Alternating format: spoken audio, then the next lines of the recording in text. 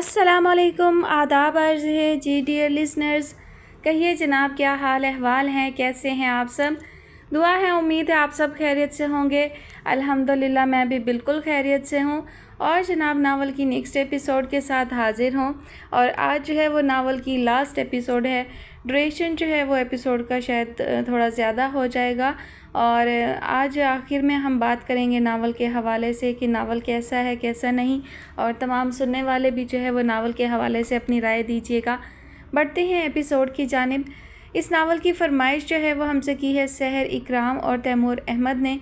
Novel का नाम है आहद, मुसन्निफ़ा हैं सोफिया बट, और आज आप सुनने जा रहे हैं इसकी आखिरी किस्त। नहीं खौला, प्लीज़ नहीं, तुम मेरी ज़िंदगी हो। ज़ामिन मुस्तफ़ा ज़ेरे लब ओटी में बेहोश पड़ी खौला से मुखातिब हुए। वो अपनी सांसों के इवज़ उसकी ज़िंदगी ख़रीद लेते अगर कादिर होते, और कादिरुल मुतलिक सिर्फ़ अल्लाह की ज़ात है, सब इख्तियार उसी के पास है। मेरे अल्लाह इसे ठीक कर दे, उसे ज़िंदगी दे दे। वो मुख्तार कुल से दुआ मांगने लगे। बेशक वही समी है। देखने वाले को लगता था कि वो बहुत हौसले के साथ खड़े हैं, मगर उनकी अंदरूनी कैफियत ये थी कि उनको लग रहा था कि हादसा उन पे गुजरा है। एक गोली उनकी गर्दन को छूकर निकली है, दूसरी गोली उनके बाजू में लगी है, तीसरी गोली उनकी टांग में लगी है। वो बेजान सा होकर खुद को गिरता महसूस कर रहे थे। मामा और बाबा को तेज़ी से अपनी जानिब आता पाकर उन्होंने खुद को संभालने की कोशिश की। मामा रो रही थीं, बाबा बेहद परेशान दिखाई दे रहे थे। गो कि प्रोफेसर ज़ैद अबसार एक बहादुर इंसान थे, मगर इस वक्त वो सिर्फ़ एक बाप दिखाई दे रहे थे। ना रोए मामा, बाबा प्लीज़ आप भी खुद को संभालें, खौला बिल्कुल ठीक हो जाएगी। अपनी हालत भूलकर वो मामा और बाबा को दिलासा देने लगे।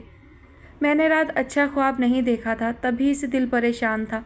सुबह सुबह उठकर सदका निकाला, मामा आंसू पोंछते हुए कह रही थी। उन्होंने ज़ब्त करते हुए सर हिलाया और उनको दोनों को तसल्ली दी।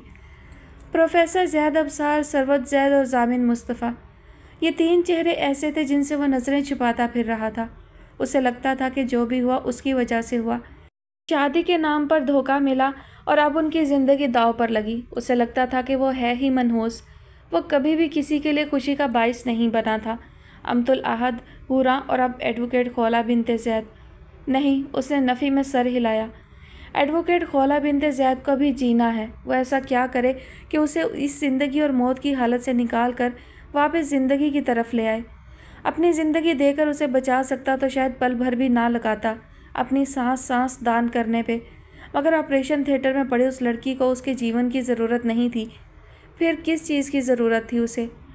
दुआ करो सरवत, दुआ करो, उसे इस वक्त हमारे आंसुओं से ज़्यादा दुआओं की ज़रूरत है। प्रोफेसर ज़ैद अबसार ने अपनी सिसक सिसक कर रोती बीवी को तसल्ली देते हुए कहा था। बाबा साईं, उसके लिए दुआ करें। ये ज़ामिन मुस्तफ़ा थे जो मोबाइल कान से लगाए भारी आवाज़ में कह रहे थे। दुआ, उसने ज़ेरे लब कहा। मैं एडवोकेट खौला बिनते ज़ैद के लिए ये कर सकता हूँ, मगर कैसे? उसने राम कोली होकर कभी प्रार्थना नहीं की थी, उसने अब्दुल हादी बनकर कभी दुआ ना की थी। वो इस तरह के अमल से ना आशना था। ऐसा ना था कि वो कोई दहरिया था, मगर ऐसा था कि वो राम और अमर होकर धर्म से दूर रहा और अब्दुल हादी बनकर दीन के बारे में कुछ जानता ना था, कोशिश भी ना की थी। दीन धर्म के मुतालिक उसका जहन खाली स्लेट जैसा था और उसे अपनी मोहसिन के लिए दुआ करनी थी। तो क्या करे वो?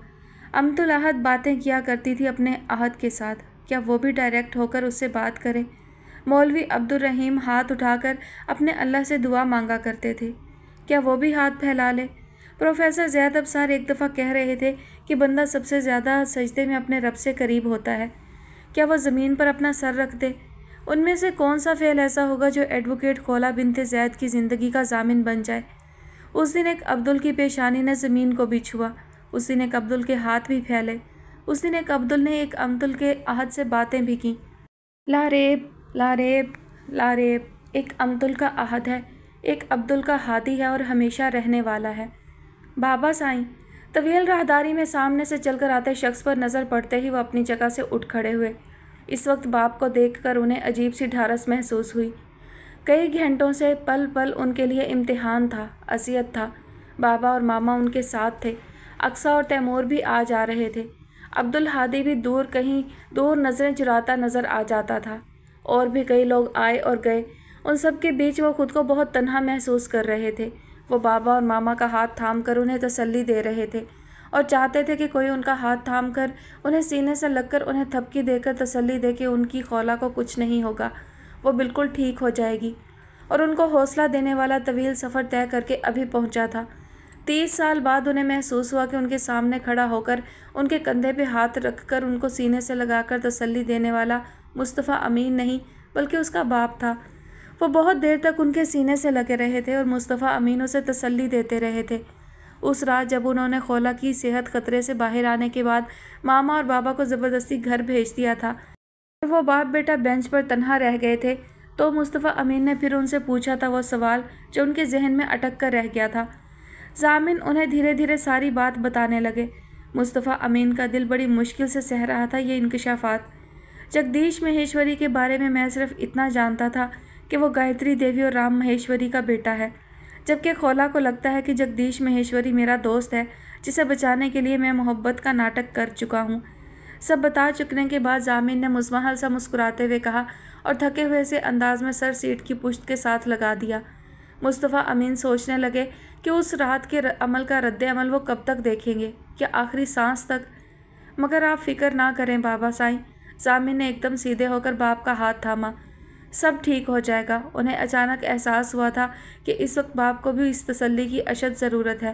ان کا بیمار دل اب ایسے جھٹکوں کو سہنے کی اتنی قوت نہیں رکھتا۔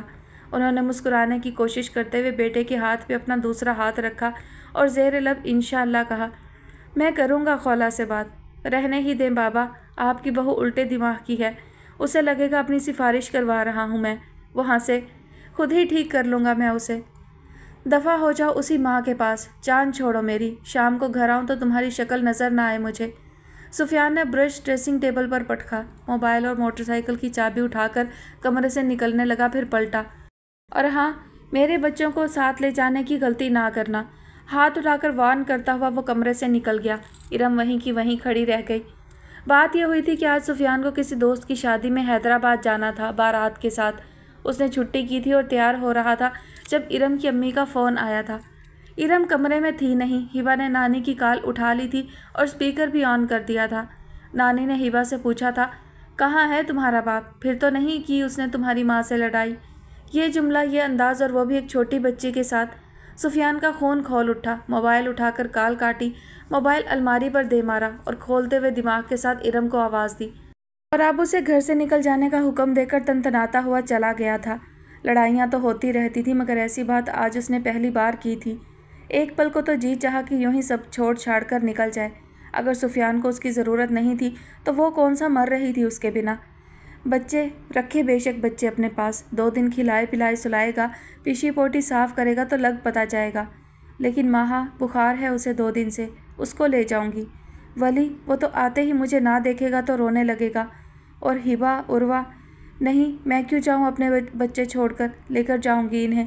پیدا میں نے کیا، تکلیفیں میں نے سہی، اور حق جتاتا ہے وہ۔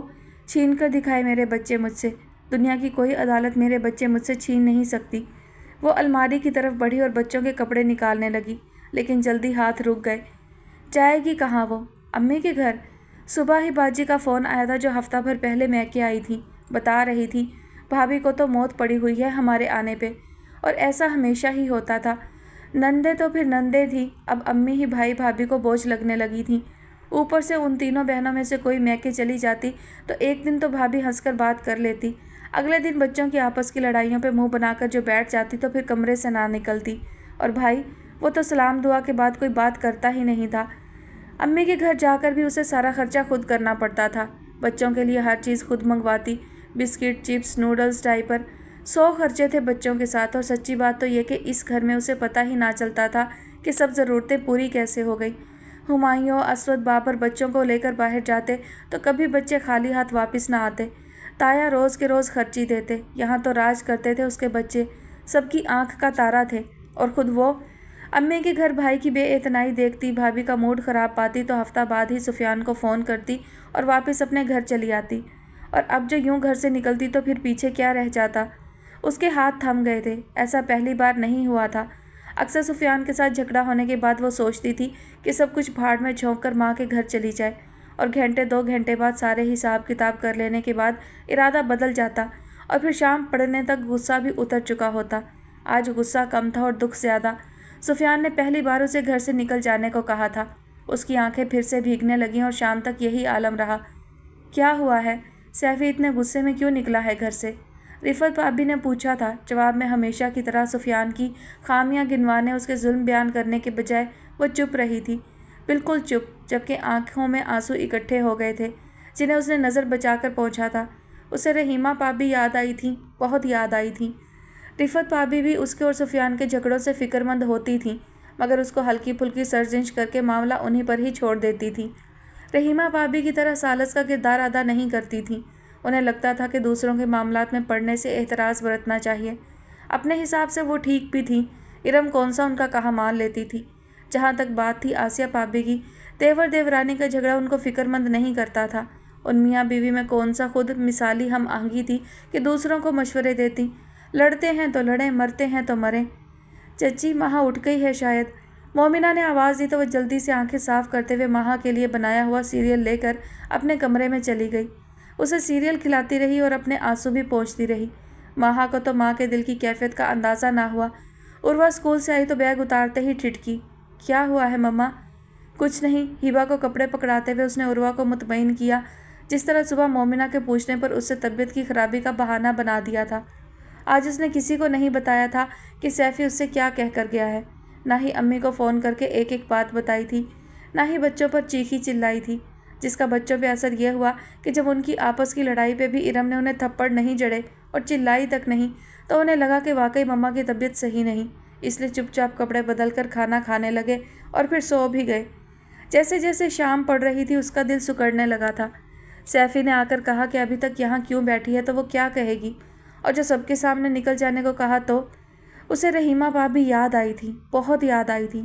वो होती तो मामले को संभाल लेती, सैफ़ी को पास बिठाकर समझाती, दोनों की सुलह सफाई करवाती। सुफियान घर आया तो बच्चों को प्यार किया और माँ को उठाकर मोमिना और गुल चेहरा से दो चार बातें करके कमरे में चला गया। उसकी तरफ देखा तक नहीं। इरम ने गनीमत जाना कि उसने सबके सामने कुछ नहीं कहा था। वो खुद कमरे में जाने से एहतराज़ बरत रही थी। रात का खाना सुफियान ने सबके साथ बैठकर खाया और कमरे में जाकर कुछ देर टीवी देखता रहा, फिर सोने के लिए लेट गया। इरम चाह कर भी उसे मुखातिब ना कर पाई। अगली शाम तक उसे लग रहा था कि आज सैफ़ी ने उससे बात ना की तो वो फना हो जाएगी। क्या करे वो? कुछ समझ ना आती थी। मुतफक्किर सी इधर से उधर चक्कर लगाती थी। जब उसे रहीमा भाभी की बातें याद आईं, उनकी नसीहत याद आई, वो बच्चों को आवाज़ देते हुए जल्दी से अलमारी की तरफ आई।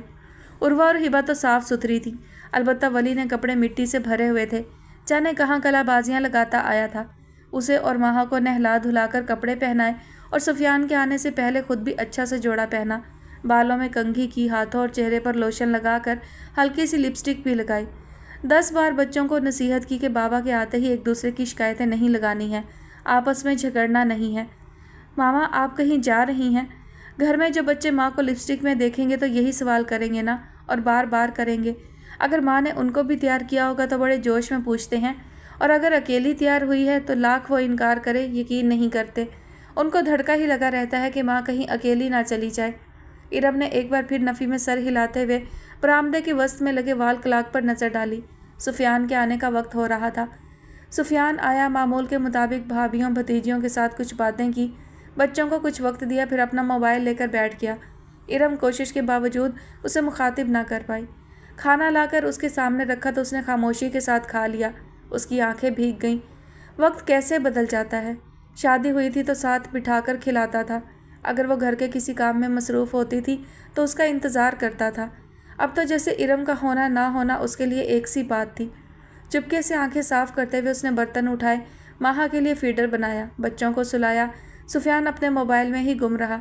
उसकी आंखें बार बार भीग रही थी। वली पे चादर उड़ाकर वो सीधी होने लगी थी जब सैफ़ी ने उसका हाथ थाम लिया और उसे अपने पास बैठने को कहा। बस, ये बस थी। सारा ज़ब्त ख़त्म हुआ और वो रो दी।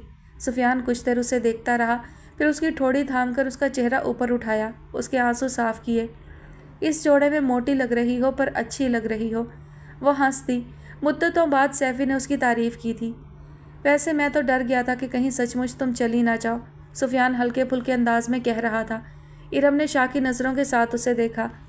हाँ ना, तुम्हारी माँ का क्या पता, आग लगाने में तो वो अवार्ड याफ्ता हैं। मुश्किल था मगर हज़म कर गई थी इरम माँ की शान में ये गुस्ताखी।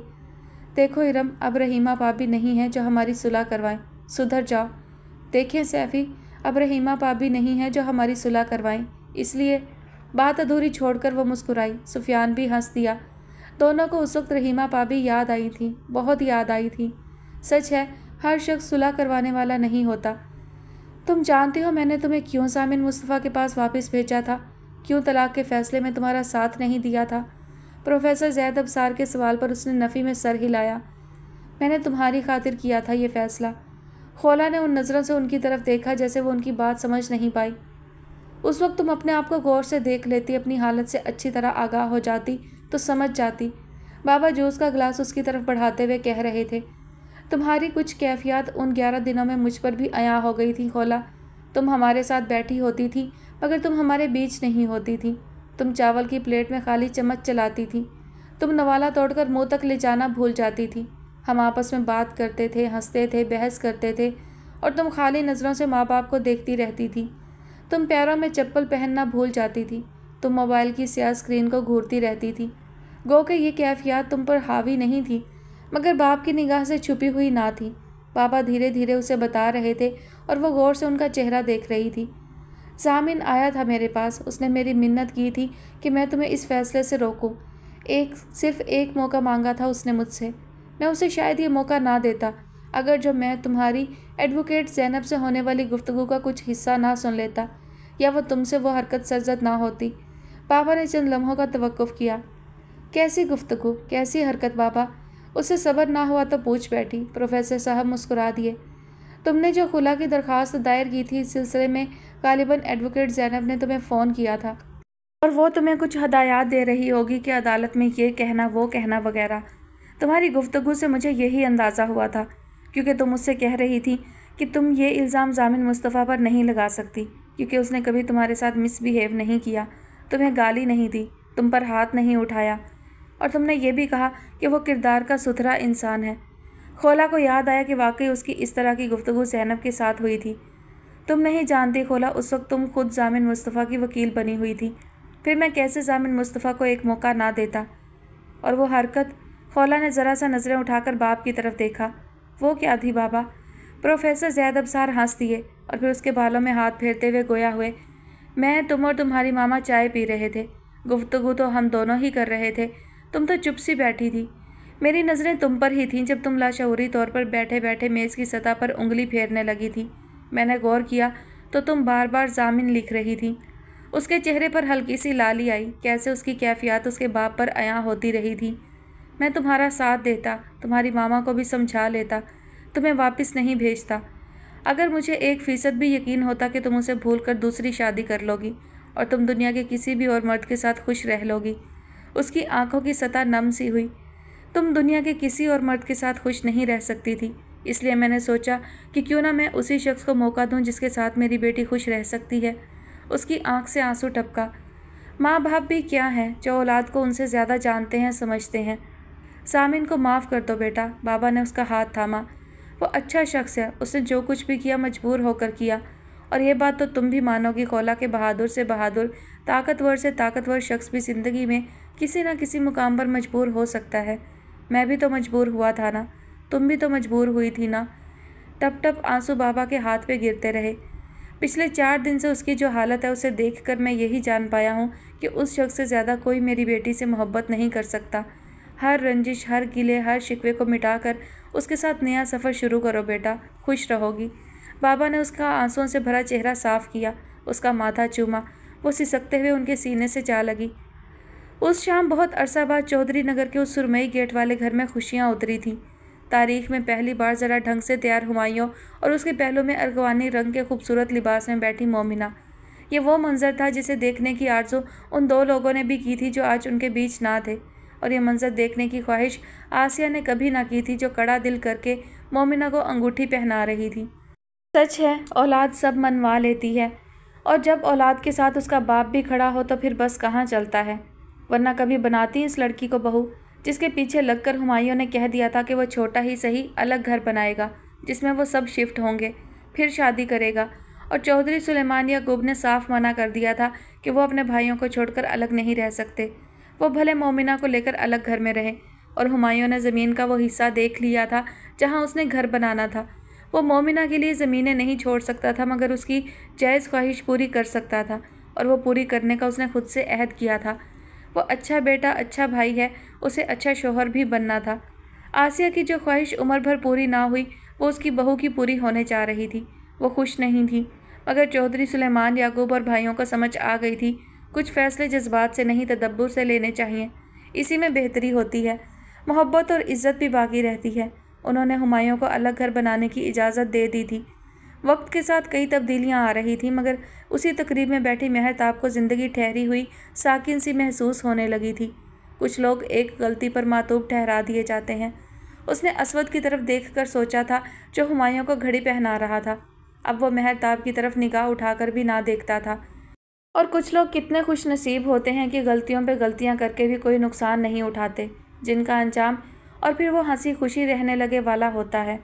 مہرتاب مومنہ کے ہنستے مسکراتے چہرے کو دیکھ رہی تھی اور سوچ رہی تھی، شاید ان کی غلطیاں قابل معافی ہوتی ہیں کیونکہ انہوں نے کسی کے مرنے کی دعا نہیں مانگی ہوتی۔ تصویر بننے کے بعد جو اسود اٹھا تو اس کی نظر بھی مہرتاب پر پڑی، جو یہاں ہو کر بھی پتہ نہیں کہاں پہنچی ہوئی تھی۔ وہ کمزور لگ رہی تھی، سرخ و سفید رنگت میں زردیاں گھل گئی تھیں۔ وہ دکھی ہوا، وہ کس چیز کی سزا دے رہا تھا اسے؟ وہ کرنا چاہتا تھا اپنے ظرف کو بڑا، مگر وہ امتل کے دو دشمنوں کو کبھی معاف نہیں کر سکتا تھا۔ بددعا تو امی نے بھی امتل احد کو مرنے کی دی تھی، پر وہ ماں تھی، ان کو چھوڑ نہیں سکتا تھا، مہرتاب کو چھوڑ سکتا تھا۔ پھر وہ جانتا تھا کہ امی کے دل میں امتل کے لیے خیر تھی، وہ اس سے پیار کرتی تھی۔ بیٹے کی فکر اور محبت میں ان کے منہ سے برے کلمات نکلے، جبکہ پھپھو فردوس کی نفرت کبھی بھی ڈھکی چھپی نہ رہی تھی۔ اسی نفرت کو اس نے مہرتاب کی آنکھوں میں پایا۔ بات یہیں تک رہتی تو شاید وہ کبھی مہرتاب کے لیے سوچ لیتا۔ بات بہت بڑی تھی، پھپھو فردوس کی نفرت سے بھی بڑی۔ اطہر کیوں نہیں آیا ابھی تک؟ ہمایوں اٹھ کر اس کی طرف آیا اور پوچھا۔ مجھے کیا پتا، وہ جھنجھلایا۔ ہمایوں نے غور سے اس کا چہرہ دیکھا۔ کیا بات ہے اسود، تم آج کل اطہر سے بات نہیں کرتے؟ اس دن باغ میں وہ تمہاری طرف ہاتھ بڑھائے کھڑا رہا اور تم نے مصافحہ تک نہیں کیا اس سے، اور تمہاری موجودگی میں وہ گھر بھی نہیں آتا۔ جو بات ہمایوں کو کچھ دن سے کھٹک رہی تھی وہ آج زیادہ محسوس ہوئی۔ اطہر ان کا کزن تھا، بچپن کا دوست تھا، ہر موقع پر ساتھ تھا۔ آج اس اہم دن پہ اس کی غیر موجودگی بہت محسوس ہو رہی تھی۔ اسی سے پوچھ لینا۔ اس سے کیوں پوچھوں؟ تم زیادہ عزیز ہو، تم بتاؤ گے مجھے۔ اسود کچھ دیر اس کی طرف دیکھتا رہا، یہاں تک کہ ہمایوں کو اس کی آنکھوں میں نمی محسوس ہونے لگی۔ بتا دوں گا، اسود نے اس کے کندھے پر ہاتھ رکھتے ہوئے کہا اور وہاں سے چلا گیا۔ ہمایوں اس کے پیچھے جانے کا ارادہ رکھتا تھا جب مومنہ نے اسے بلایا۔ اس کا سنہری چہرہ دیکھتے ہوئے وہ فی الحال کے لیے سب بھول گیا۔ مساجد سے فجر کا بلاوا آ رہا تھا جب پروفیسر زیاد ابصار ٹوپی سر پر پہنتے ہوئے دروازے کی طرف آئے۔ ایک دم انہیں محسوس ہوا کہ ان کے پیچھے کوئی ہے۔ زید تو اپنے گاؤں گیا ہوا تھا، پھر کون ہے؟ انہوں نے مڑ کر دیکھا اور حیران ہوئے اور پھر شاد۔ ان کے سامنے عبدالہادی کھڑا تھا۔ میں بھی آپ کے ساتھ چل سکتا ہوں؟ وہ جھجکتے ہوئے کہہ رہا تھا۔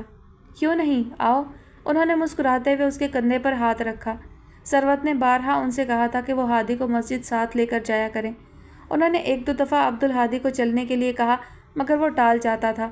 انہوں نے کبھی اصرار نہیں کیا، وہ اس کے اوپر دین کو مسلط نہیں کرنا چاہتے تھے، البتہ وہ اپنے عمل سے اپنی گفتگو سے بہت سے پیغام دے جاتے تھے۔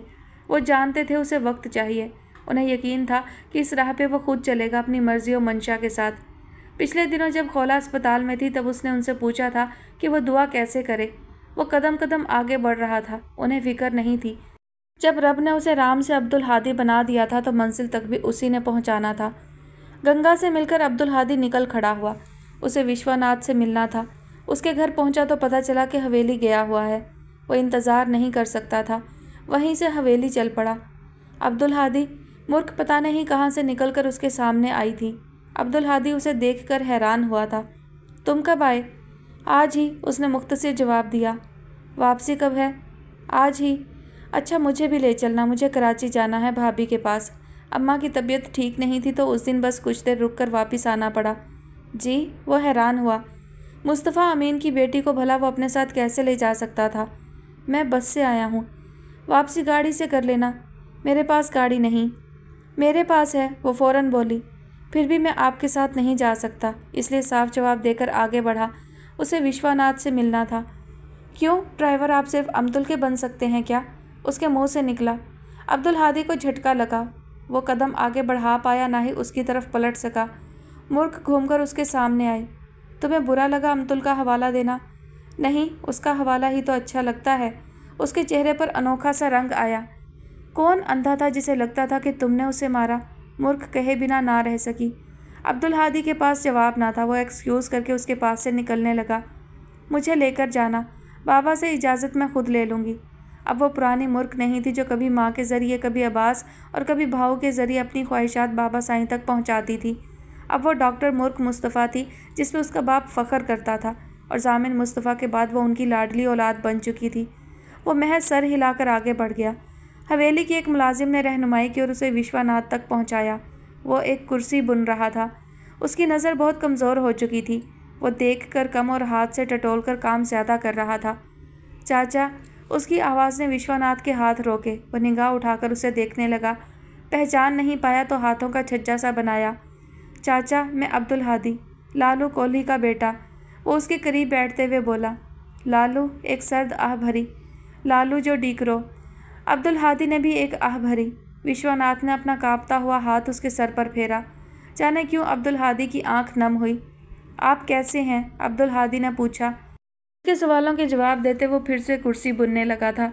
वो मेहनत कश लोग थे, आखिरी सांस तक हाथ से कमाकर खाने की कोशिश करते थे। झूठ में बल आया तो अब्दुल हादी उसे सीधा करके देने लगा।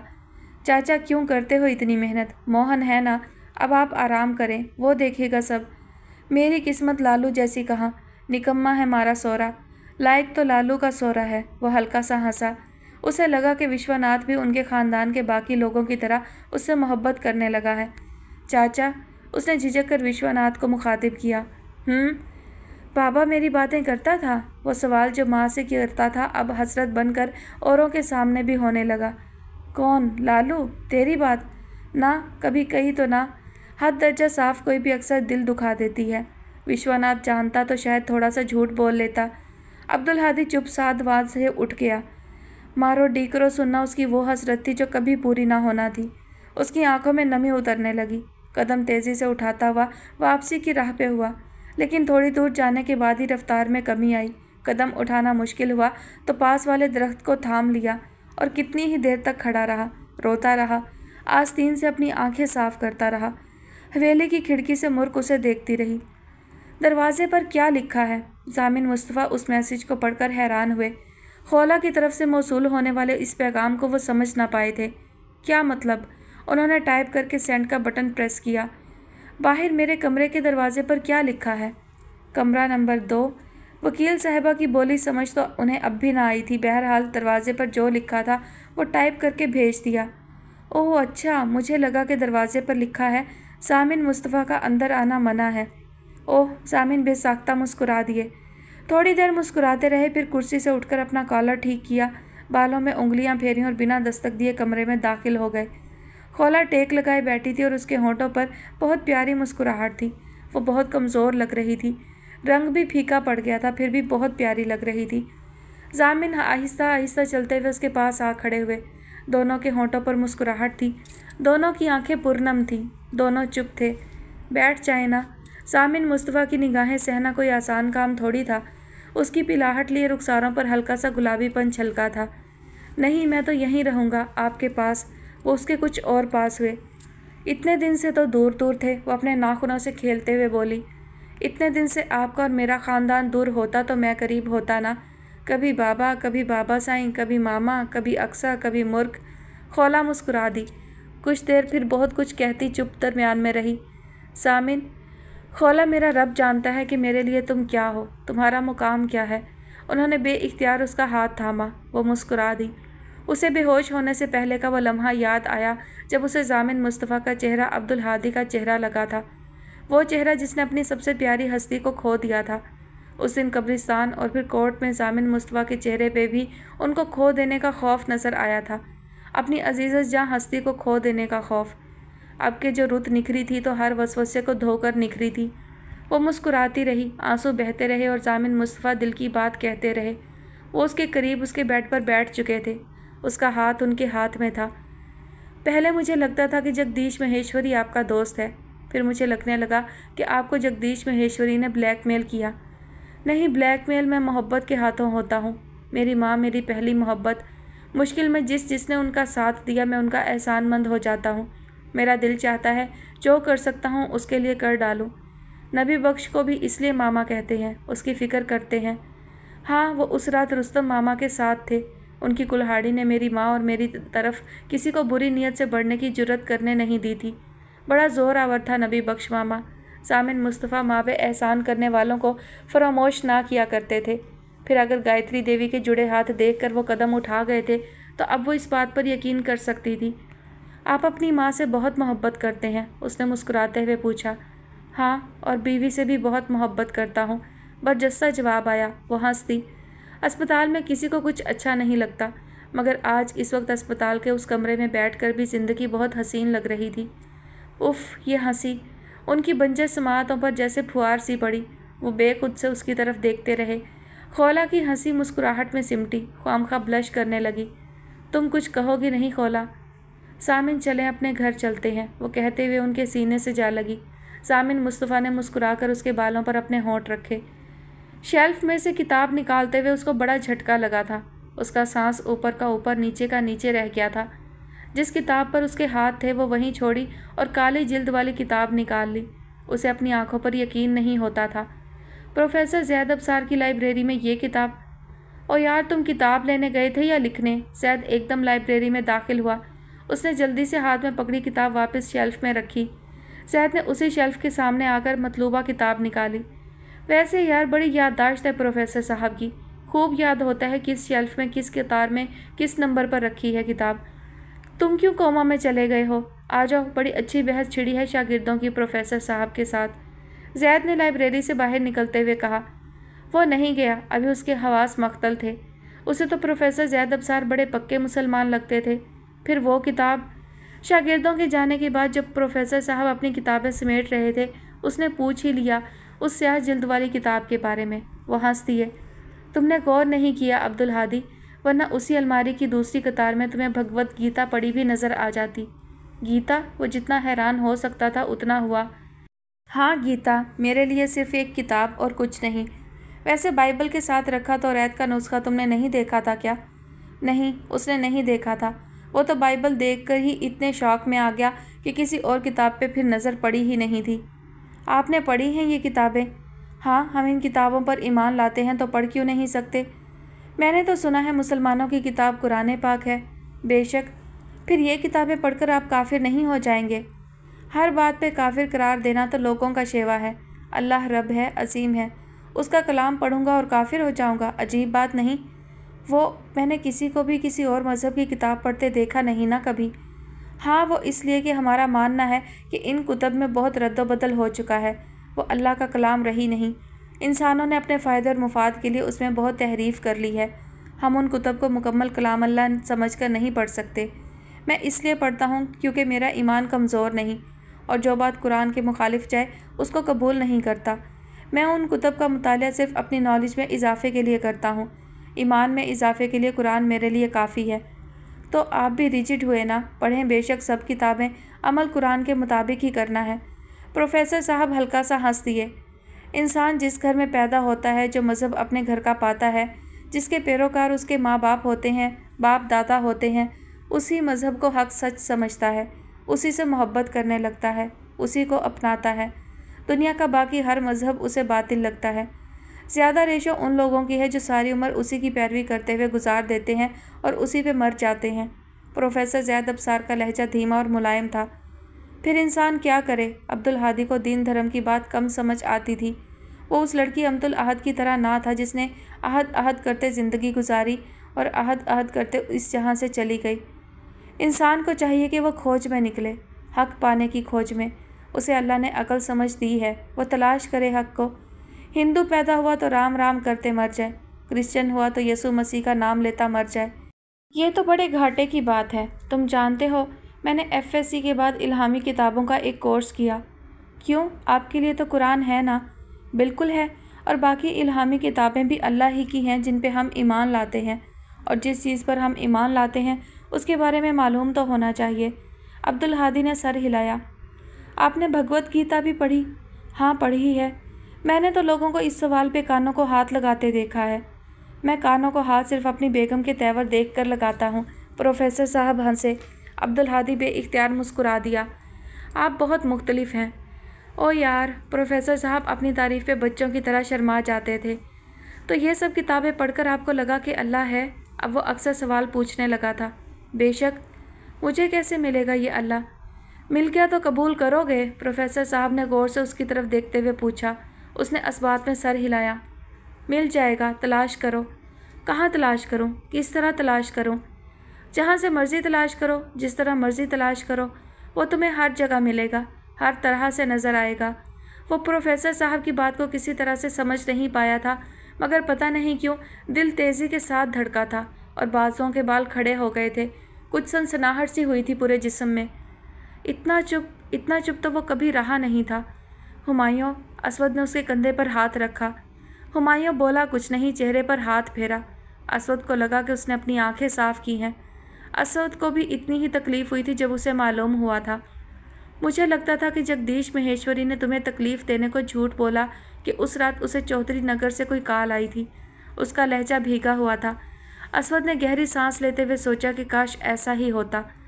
اس رات میں جاگ رہا تھا، تم سے بات کر کے پوڑی کی طرف آیا تو پھپھو فردوس کے ویڑے پر نظر پڑی تھی۔ اسے دیکھا تھا، اسے جاگتے دیکھا تھا، اور کچھ دیر پہلے چھت پہ بھی۔ جملہ مکمل کرنا ہمایوں کو مشکل ہوا۔ ان دونوں سے کچھ دور درخت کی اوٹ میں کھڑے شخص کے لیے وہاں کھڑا رہنا مشکل ہوا۔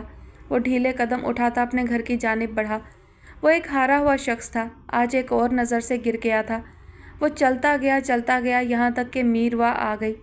میروا خشک تھی، بالکل اس کے دل کی طرح۔ اگر اسے پتا ہوتا کہ اس رات کیا ہو جانا ہے، وہ کبھی امتل کے بھائی کو کال نہیں کرتا۔ وہ یہ سب نہیں چاہتا تھا، وہ تو بس امتل کو چاہتا تھا۔ وہ تو بس اسے اسود کی ہوتے نہیں دیکھ سکتا تھا۔ یک طرفہ محبت میں چودھری اسود حیدر بھی مبتلا ہوا تھا، مگر وہ ہیرو تھا۔ یک طرفہ محبت میں اطہر علی بھی مبتلا ہوا تھا، مگر وہ ایک ویلن تھا۔ اس کی ماں کی نفرت اور اس کی بہن کی جلن نے امتل کو ویسا نقصان نہیں پہنچایا تھا جتنا اس کی محبت نے دے دیا۔ وہ غلط سوچ رہا تھا۔ جب انسان ایسی گھٹیا حرکت کرتا ہے تو نقصان وہ خود کو پہنچاتا ہے، گھاٹے کا سودا وہ اپنے لیے کرتا ہے۔ دوسری طرف اسود ہمایوں سے کہہ رہا تھا، میں مہر کو اپنا بھی لوں تو اسے خوش نہیں رکھ پاؤں گا، کیونکہ پھپھو اس کی ماں اور اطہر اس کا بھائی ہے۔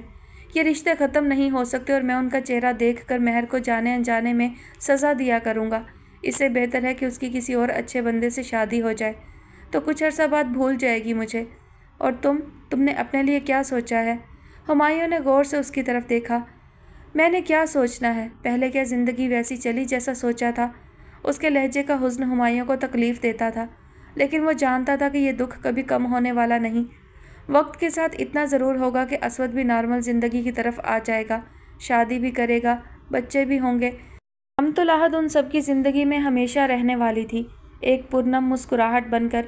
لیکن مرنے والے کے ساتھ مرا نہیں جاتا، تو پھر جینے والے کو ان سب کی طرف لوٹنا ہوتا ہے جو حیات کے تقاضے ہیں۔ اسود کو بھی لوٹنا ہوگا۔ ایما نے تو اسود جیسے بندے کا ساتھ ٹھکرا کر خسارہ لے لیا۔ ایک امتل تھی، بت پرست گھر میں پیدا ہوئی مگر ہدایت پا گئی۔ ایک امتل ہے، توحید پرست گھر میں پیدا ہوئی مگر بھٹک گئی۔ آدمزاد ایسے ہی ہیں، کچھ نہ سمجھ آنے والی انوکھی مخلوق۔ جہاں سے مرضی تلاش کرو، جس طرح مرضی تلاش کرو، وہ تمہیں ہر جگہ ملے گا، ہر طرح سے نظر آئے گا۔ پروفیسر زید ابصار کے الفاظ اس کے کانوں میں گونج رہے تھے۔ وہ گھنٹہ بھر سے ادھر سے ادھر چکر لگا رہا تھا، پھر ایک دم رکا، آسمان کی طرف نگاہ کی، پھر جھکا لی۔ ساری عمر باپ کی محبت کے لیے ترستا رہا۔ مارو ڈھیکرو سننے کے لیے کان ترس گئے۔ بابا مر گیا لیکن یہ لفظ نہ بولے۔ میں جانتا ہوں، اب یہ تو ممکن نہیں کہ کبھی وہ مجھے مارو ڈھیکرو بولے۔ یہ تو تیرے لیے بھی ممکن نہیں۔ جو لڑکی میرے لیے سب کچھ تھی، اس کے منہ سے کبھی عبدالہادی نہیں سن سکتا، اس کا کبھی ہاتھ نہیں تھام سکتا۔ یہ ممکن نہیں، یہ تو تیرے لیے بھی ممکن نہیں۔ بس تو ہے، اے اللہ، اگر تو ہے تو میرے دل کو قرار دے۔ جس دن مجھے سکون مل گیا، میں مان جاؤں گا کہ تو ہے اور تو ہی سب کچھ ہے۔ وہ اسی طرح اللہ سے بات کر رہا تھا جس طرح امتل احد کیا کرتی تھی۔ وہ اسی طرح اللہ سے باتیں کرتے کرتے سو گیا تھا زمین پر۔ وہ گھر سے نکلا تو مولوی عبدالرحیم اور عبدالواحد سے ملنے کے لیے تھا، لیکن رستے میں پروفیسر زید ابصار کا فون آ گیا۔ ان کے ایک اسٹوڈنٹ کا ایکسیڈنٹ ہو گیا تھا اور خون کی فوری ضرورت تھی۔ انہوں نے عبدالہادی سے اس کا بلڈ گروپ پوچھ کر فوراً اسے اسپتال پہنچنے کو کہا تھا۔ اس نے وہیں سے رکشہ والے کو مڑنے کا کہا۔ کچھ دور جا کر گاڑیوں کی قطار ملی۔ احتجاج چل رہا ہے۔ بھائی اس طرف روڈ بلاک ہے، آپ دوسرا راستہ لے لیں۔ پاس سے گزرتے موٹر سائیکل سوار نے باقیوں کو بھی اطلاع دی۔ رکشہ ڈرائیور بڑبڑاتے ہوئے رخ موڑنے لگا۔ عبدالہادی کو بھی پریشانی ہوئی، اسے جلد از جلد اسپتال پہنچنا تھا۔ گلیوں میں سے ہو کر ایک لمبا راستہ لے کر جب وہ اسپتال پہنچا تو پروفیسر صاحب کی کال آئی کہ خون کا انتظام ہو گیا ہے، وہ بھلے واپس آ جائے۔ اسے افسوس سا ہوا کہ اس کا آنا بیکار گیا۔ وہ اسپتال کے خارجی رستے کی طرف بڑھ رہا تھا جب اس نے وہ لفظ سنے جو اس کی روح نکال گئے ہوں جیسے۔ وہ اپنے قدموں پہ ساکت جو ہوا تو ہل نہیں پایا۔ مارو ڈیکرو، زمین سے آواز آئی تھی یا آسمان سے؟ مارو ڈیکرو، کسی نے اس کے کندھے پر ہاتھ رکھ کر پھر کہا تھا۔ آواز تو زمین سے ہی آئی تھی، وہ پلٹ نہیں سکا تھا۔ کندھے پہ ہاتھ رکھنے والا ہی سامنے آیا۔ کیا ہے یار، کان وان صاف نہیں کیا کبھی؟ رکشے سے تیری صورت دیکھتے ہی پکارا، پھر اتر کر تیرے پیچھے بھاگا، تم سنتے نہیں؟ سامنے والا بولتا ہوا خاصا جوش میں نظر آتا تھا، پھر وہ کہیں پیچھے دیکھ کر چلایا تھا، رستم خانہ، مارو ڈیکرو۔ رستم خانہ بھی بھاگتا ہوا آیا اور ساکت کھڑے عبدالہادی کا ہاتھ خود تھام کر مصافحہ کیا۔ واللہ لالو ٹھیک کہتی تھی، یہ تو لالو سے بہت ڈفرینٹ ہے۔ ہاں پر ہے تو لالو کا ڈیکرو نا۔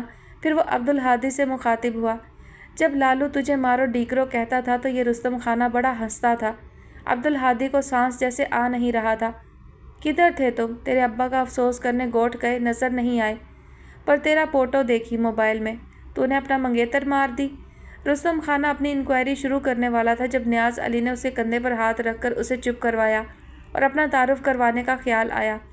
وہ آڑتی تھا اور جب لالو سبزیاں لے کر منڈی آتا تھا تو اس سے ملاقات ہوئی اور پھر دوستی۔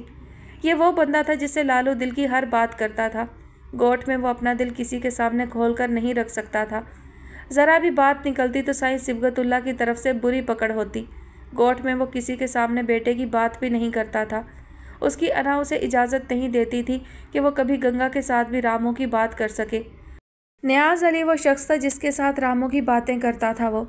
جب اس نے تجھے ہاتھ جوڑ کر گھر سے نکالا تو اگلے روز میرے پاس آ کر بڑا رویا۔ میں نے کہا رونا ہی تھا تو نکالا کیوں؟ کہنے لگا نہیں نکالتا تو ایک دن وہ ڈیرے اس کی جان لے لیتے۔ عبدالہادی کا دل چاہا وہ اپنا سینہ پکڑ کر ایک چیخ مارے اور پھر بلند آواز میں رو دے۔ ویسے اس کو تیری بہادری پہ بڑا فخر بھی تھا۔ کہتا تھا دیکھنا نیاز علی، جو کام میں نہیں کر پایا مارو ڈیکرو کرے گا۔ میں تو اپنی کنوار کو نہیں بچا پایا تھا، وہ ہم سب کو بچا لے گا، سائیں کی غلامی سے آزاد کروا لے گا۔ لا ریب لا ریب لا ریب، اللہ ہے، بے شک ہے۔ اس نے آنکھیں میچ کر کھولیں۔ چاچا آپ مجھے اپنا ایڈریس دیں، میں آپ سے ملنے آؤں گا، اس نے کہا۔ وہ نیاز علی سے بہت سی باتیں سننا چاہتا تھا، وہ باتیں جو عمر بھر کی حسرت تھیں، لیکن اس وقت وہ کسی اور سے باتیں کرنا چاہتا تھا۔ ان سے پتہ لینے کے بعد ان سے اجازت چاہی اور تیز قدموں سے چلتا ہوا دوسرے احاطے میں آ گیا اور لمبے گہرے سانس لینے لگا، پھر ایک دم سجدے میں گر پڑا اور پھوٹ پھوٹ کر رو دیا۔ مارو ڈیکرو، یہ دو لفظ سننے کے لیے وہ ساری زندگی ترسا۔ باپ دنیا سے گیا تو سمجھ گیا کہ اب یہ خواہش حسرت رہ جائے گی، اور آج یہ حسرت پوری ہوئی تو کیسے؟ بے شک امت الاحد کا احد ہے، بے شک عبدالہادی کا ہادی ہے، جس کے لیے سب ممکن ہے۔ پروفیسر زید اب سر اندر داخل ہوئے تو وہ بخار میں پھنک رہا تھا، کپ کپی اس کے جسم پر طاری تھی۔ لا ریب، بے شک تو ہے، بے شک۔ پروفیسر صاحب نے پیار سے اس کے ماتھے پر ہاتھ پھیرا۔ اسے جھٹکا سا لگا، پھر اس نے آنکھیں کھول دیں۔ ان کو سامنے پا کر بہت دیر انہیں دیکھتا رہا، یہاں تک کہ اس کی آنکھوں سے آنسو بہنے لگے۔ وہ کل سے نیم بے ہوشی کی حالت میں جو خود کلامی کر رہا تھا، پروفیسر صاحب جان گئے تھے کہ یہ رونا عام نہیں، یہ رونا خاص ہے۔ انہوں نے اسے رونے دیا، اس نے ان کا ہاتھ تھام لیا تھا۔ میں نے اللہ کو پا لیا، آخر وہ بولنے کے قابل ہوا۔ پروفیسر صاحب ہلکا سا مسکرائے اور اس کے مزید بولنے کے منتظر ہوئے۔ اس دن میں تو مولوی عبدالرحیم اور عبدالواحد سے ملنے گھر سے نکلا تھا۔ آپ کے اسٹوڈنٹ کا ایکسیڈنٹ، خون کی ضرورت، مجھے آپ کا وہاں بھیجنا، رستہ بلاک ہونا، میرا لیٹ پہنچنا، خون کا انتظام کہیں اور سے ہو جانا تو سب بہانہ بنے قدرت کی طرف سے۔ اصل میں مجھے اس لمحے وہاں اس اسپتال کے خارجی دروازے پر پہنچنا تھا جہاں نیاز علی کا رکشہ میرے پاس سے گزرتا اور وہ مجھے دیکھ لیتا، اور پھر مجھے پتہ چلتا کہ اللہ ہے جس سے میں نے قرار مانگا تھا، اس نے مجھے قرار دیا، وہ بھی انہی لفظوں کے ساتھ جس کے لیے میں ساری عمر ترسا، مارو ڈیکرو، مارو ڈیکرو۔ مجھے لگتا تھا کہ اب یہ ناممکن ہے کہ میں یہ لفظ سنوں، مگر اللہ نے سنوا دیے۔ آپ ٹھیک کہتے تھے، اللہ کو جہاں مرضی جیسے مرضی تلاش کرو وہ مل جاتا ہے۔ پروفیسر صاحب نے اس کے ہاتھ کو نرمی سے تھپتھپاتے ہوئے اس کی طرف غور سے دیکھا۔ انہیں اس چہرے پر پیار آیا۔ انہیں یقین سا ہوا کہ اس چہرے کو جنت کی ہوا چھوئے گی۔ انہوں نے زیر لب انشاءاللہ کہتے ہوئے جھک کر اس چہرے کو چوم لیا۔ میں تو ڈر ہی گئی تھی، نرمل زہرا بھری جوانی میں چلی گئی، اس کی بہو کو بھی نہ کچھ ہو جائے۔ مامی نے آگے بڑھ کر اس کے گلے میں ہار پہناتے ہوئے اپنے سنہری خدشے کا اظہار کیا۔ خولا مسکرا دی اور غلام نبی سے گلدستہ وصول کیا۔ ادی، یہ شبنم ہے میری گھر والی، اب سے یہ کرے گی سب کام آپ کے۔ غلام نبی بھی مامی کو ستا کر ہی لطف لیتا تھا۔ اس کو کیا پتہ پرہیزی کھانے کیسے بنتے ہیں، نوشی بنائے گی۔ پرہیزی کھانے؟ اچھا، ہاسپٹل میں تو پیزا اور لوڈڈ فرائز چل رہے تھے۔ سامن نے اسے صوفے پر بٹھاتے ہوئے چھیڑا تو وہ ہنس دی۔ مامی کو اچھی تو نہیں لگی یہ ہنستی مسکراتی جوڑی، اور اچھی لگنی بھی نہیں تھی جب تک کہ نوشی کا اچھی جگہ رشتہ نہ ہو جاتا۔ جبکہ نوشی ماں سے زیادہ عقل مند تھی۔ وہ سمجھ گئی تھی کہ ضامن مصطفیٰ کی زندگی میں اس کی کوئی جگہ نہیں۔ وہ اب اپنے باس کی طرف مائل رہتی تھی۔ پرہیزی کھانا بھی میں بناؤں گی اور خیال بھی میں کروں گی۔ مرغ جوس لیے لیونگ میں داخل ہوئی اور اعلان کیا، مرغ تم واپس چلی جاؤ، میں ہوں اپنی بیوی کا خیال رکھنے کو۔ ضامن نے اس ہڈی کو گھورا جو جب سے آئی تھی خولا کے پاس سے ہٹ نہیں رہی تھی۔ مامی کو دھچکا سا لگا۔ ضامن کا بہن کے ساتھ بات کرتے ہوئے لب و لہجہ بدلا ہوا تھا۔ ایسے نہیں جانے والی میں تو سوچ رہی ہوں ہاؤس جاب یہیں رہ کر کروں۔ غلام نبی نیچے والا کمرہ تیار ہے؟ ضامن نے اس کو گھورتے ہوئے پوچھا۔ غلام نبی نے اس بات میں سر ہلایا۔ ضامن پھر بھی خود کمرہ دیکھنے گئے۔ جب تک خولا خود سے چلنے نہیں لگتی انہیں نیچے والے بیڈ روم میں ٹھہرنا تھا۔ اطمینان کر لینے کے بعد جب لیونگ میں واپس آئے تو خولا کو مسکراتے ہوئے پایا۔ کیا ہوا؟ کچھ نہیں، عباس کا میسج ہے۔ آ رہا ہے وہ؟ ضامن نے مسکرا کر پوچھا۔ تمہیں ان لوگوں سے اتنی محبت کیوں ہونے لگی ضامن؟ بھول گئے کیا؟ کچھ نہیں بھولا مامی، ضامن نے ان کی بات مکمل ہونے سے پہلے کاٹی۔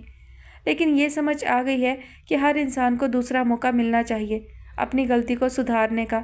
اللہ کتنے مواقع دیتا ہے مامی، ہمیشہ راہ کھلی رکھتا ہے۔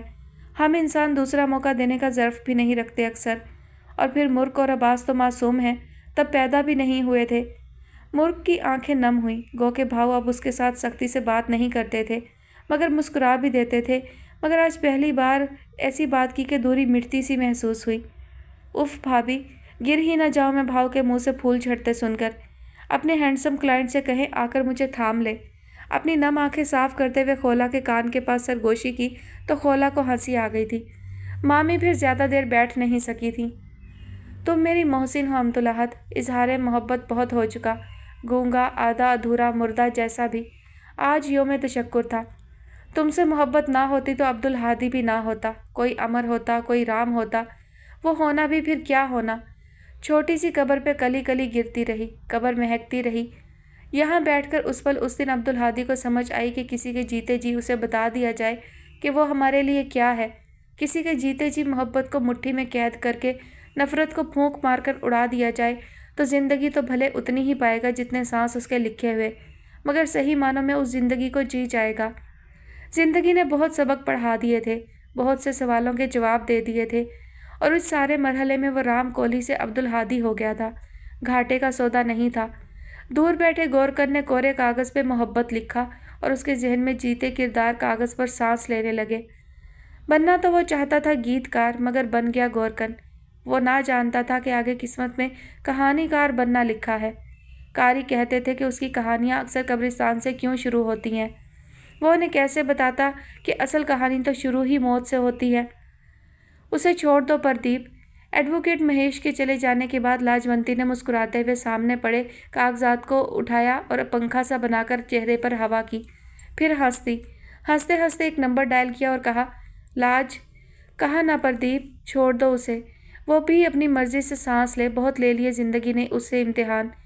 دوسری طرف پردیپ نے گہری سانس لی۔ وہ مسئلہ نہیں کرے گی۔ اسے کبھی مہیشوریوں کی دولت جائیداد میں دلچسپی نہیں رہی، اور ویسے بھی ابھی بہت عرصہ اس کا دھیان اس طرف جائے گا نہیں، اور جب تک وہ کچھ جان پائے گی ہم سب کچھ بیچ کر ملک سے باہر جا چکے ہوں گے۔ میرا خیال ہے اسے چھوڑنے میں اتنی جلدی نہ کریں۔ پردیپ کو ابھی بھی اس کی طرف سے ڈر تھا۔ وہ مہیشوریوں کی وارث تھی۔ پاگل ہو گئے ہو کیا؟ خود ہی تو بتا رہے تھے کہ ایڈوکیٹ خولا بنت زید شمشان گھاٹ پہنچ گئی ہے۔ پنڈت نے منہ کھول دیا ہے کہ اس رات درگا کی ڈیڈ باڈی وہاں نہیں لائی گئی تھی، بلکہ بھاری رقم کے عوض اس سے ایک دوسری لڑکی کی راکھ حاصل کی گئی تھی۔ بھلے راکھ سے DNA ٹیسٹ ممکن نہیں، پھر بھی ڈر تو ہے نا۔ اس وکیل کے قدم اب رکنے والے تھوڑی ہیں۔ وہ جان گئی کہ درگا زندہ ہے تو پاتال سے بھی اسے نکال لائے گی، پھر ہماری خرد برد پہ بھی اس کی نظر جائے گی۔ پردیپ نے سر ہلایا۔ پہلے اسے ڈر تھا کہ جگدیش مہیشوری یہ راز کھلنے پر اسے مار ہی ڈالے گا، اب اس کی طرف سے بے فکر تھا۔ ایک وکیل پہ سب کے سامنے قاتلانہ حملہ کیا تھا، پڑا رہنے والا تھا بہت عرصہ تک جیل میں۔ درگا مل بھی گئی تو پوری کہانی جانے بنا وہ چین نہیں لے گی۔ تم جانتی ہو کتنے لوگ انوالو کرنے پڑے تھے، doctors, post mortem team, police کے چند بندے۔ کسی ایک نے بھی منہ کھول دیا تو اس نے سب خدشات اس کے سامنے رکھے۔ فکر نہیں کرو، وہ ہم تک پہنچی بھی تو ہمیں ایک لڑکی کی جان بچانے پہ ہیرو سمجھے گی، لاجونتی اطمینان سے بولی۔ وہ جانتی تھی کہ خولا اس کے کمرے میں کیا دیکھ کر چونکی تھی، یہ بات اس کے حق میں جانے والی تھی۔ ویسے بھی یہ سچ تھا کہ اس نے درگا کی جان بچائی تھی۔ بعد میں حالات اس کے مطابق ہوتے گئے، یہ اس کی قسمت تھی۔ جگدیش جگڑتا چلا گیا، اسے جان چھوٹتی نظر آئی تو اس کے ذہن نے پلان بنانے شروع کر دیے۔ وہ اس انتظار میں تھی کہ جگدیش جیل جائے اور وہ سب سنبھال لے۔ وہ درگا کو کبھی بھی آزاد کرنے کا نہیں سوچتی تھی، کیونکہ درگا زندہ ہے یہ سامنے آنے کے بعد جگدیش پھر جیل سے باہر ہوتا۔ لیکن یہاں بھی حالات پلٹ گئے۔ جگدیش نے ایڈوکیٹ خولا بنت زید پر قاتلانہ حملہ کر دیا۔ اب جب کبھی وہ باہر آتا تو لاجونتی اس کی پہنچ سے بہت دور جا چکی ہوتی۔ پاور آف اٹارنی ملنے کے بعد وہ سب بیچ کر ملک سے باہر جانے کا ارادہ رکھتی تھی، جہاں نہ کبھی جگدیش اس تک پہنچ پاتا اور نہ ہی پردیپ۔ ہاں، پردیپ بھی لالچی کمینہ مرد۔ اسے اپنی زندگی میں اب کوئی مرد نہیں چاہیے تھا، مستقل تو بالکل بھی نہیں۔ وہ آزادی چاہتی تھی، اس لیے اس نے درگا کو بھی آزاد کر دیا تھا۔ گایتری دیوی کے لیے مہیشوری پیلس چھوڑ دیا تھا اس نے۔ اب اتنی بھی ظالم نہیں تھی وہ۔ اس کا ارادہ تو بچہ بھی گایتری دیوی کی جھولی میں ڈال دینے کا تھا، مگر وہ دنیا میں آنے سے پہلے ہی اس کی راہ سے ہٹ گیا تھا۔ اسود، یہ آواز چودھری اسود حیدر سماعت کھو کر بھی سن سکتا تھا۔ یہ آواز چودھری اسود حیدر یادداشت چلی بھی جائے تو پہچان سکتا تھا۔ اسود، وہ رو دی تھی۔ میں اس رات پہنچ نہیں پائی تھی تمہارے پاس، اب آ جاؤں؟ اس کی گویائی گئے کئی صدیاں بیت گئیں جیسے۔ بہت دیر ہو گئی اسود، وہ مایوس سی پوچھ رہی تھی۔ وہ ایک دم ہوش میں آیا۔ کہاں ہو تم؟ پتہ نہیں، بس گاڑی مجھے یہاں چھوڑ گئی۔ جس کے فون سے بات کر رہی ہو اسے بولو کہ مجھے لائیو لوکیشن بھیجے، میں آ رہا ہوں تمہارے پاس۔ اس کے دماغ نے جیسے ایک دم کام کرنا شروع کیا تھا۔ جیسے ہی لوکیشن ملی وہ گھر سے نکلا۔ اس کے حواس ابھی پوری طرح قابو میں نہ تھے۔ وہ چلا چلا کر خوشی سے سب کو بتانا بھی چاہ رہا تھا کہ امتل زندہ ہے، لیکن گمسم تھا۔ بائک گھر کھڑی تھی لیکن وہ پیدل ہی نکل پڑا تھا۔ اس کا دل کبھی تیزی کے ساتھ دھڑکنے لگتا اور کبھی ڈوب جانے لگتا۔ پھر وہ نیچے زمین پہ بیٹھ گیا اور بہت دیر تک بیٹھا رہا۔ وہ بے یقین بھی تھا، یہ معجزہ کیسے؟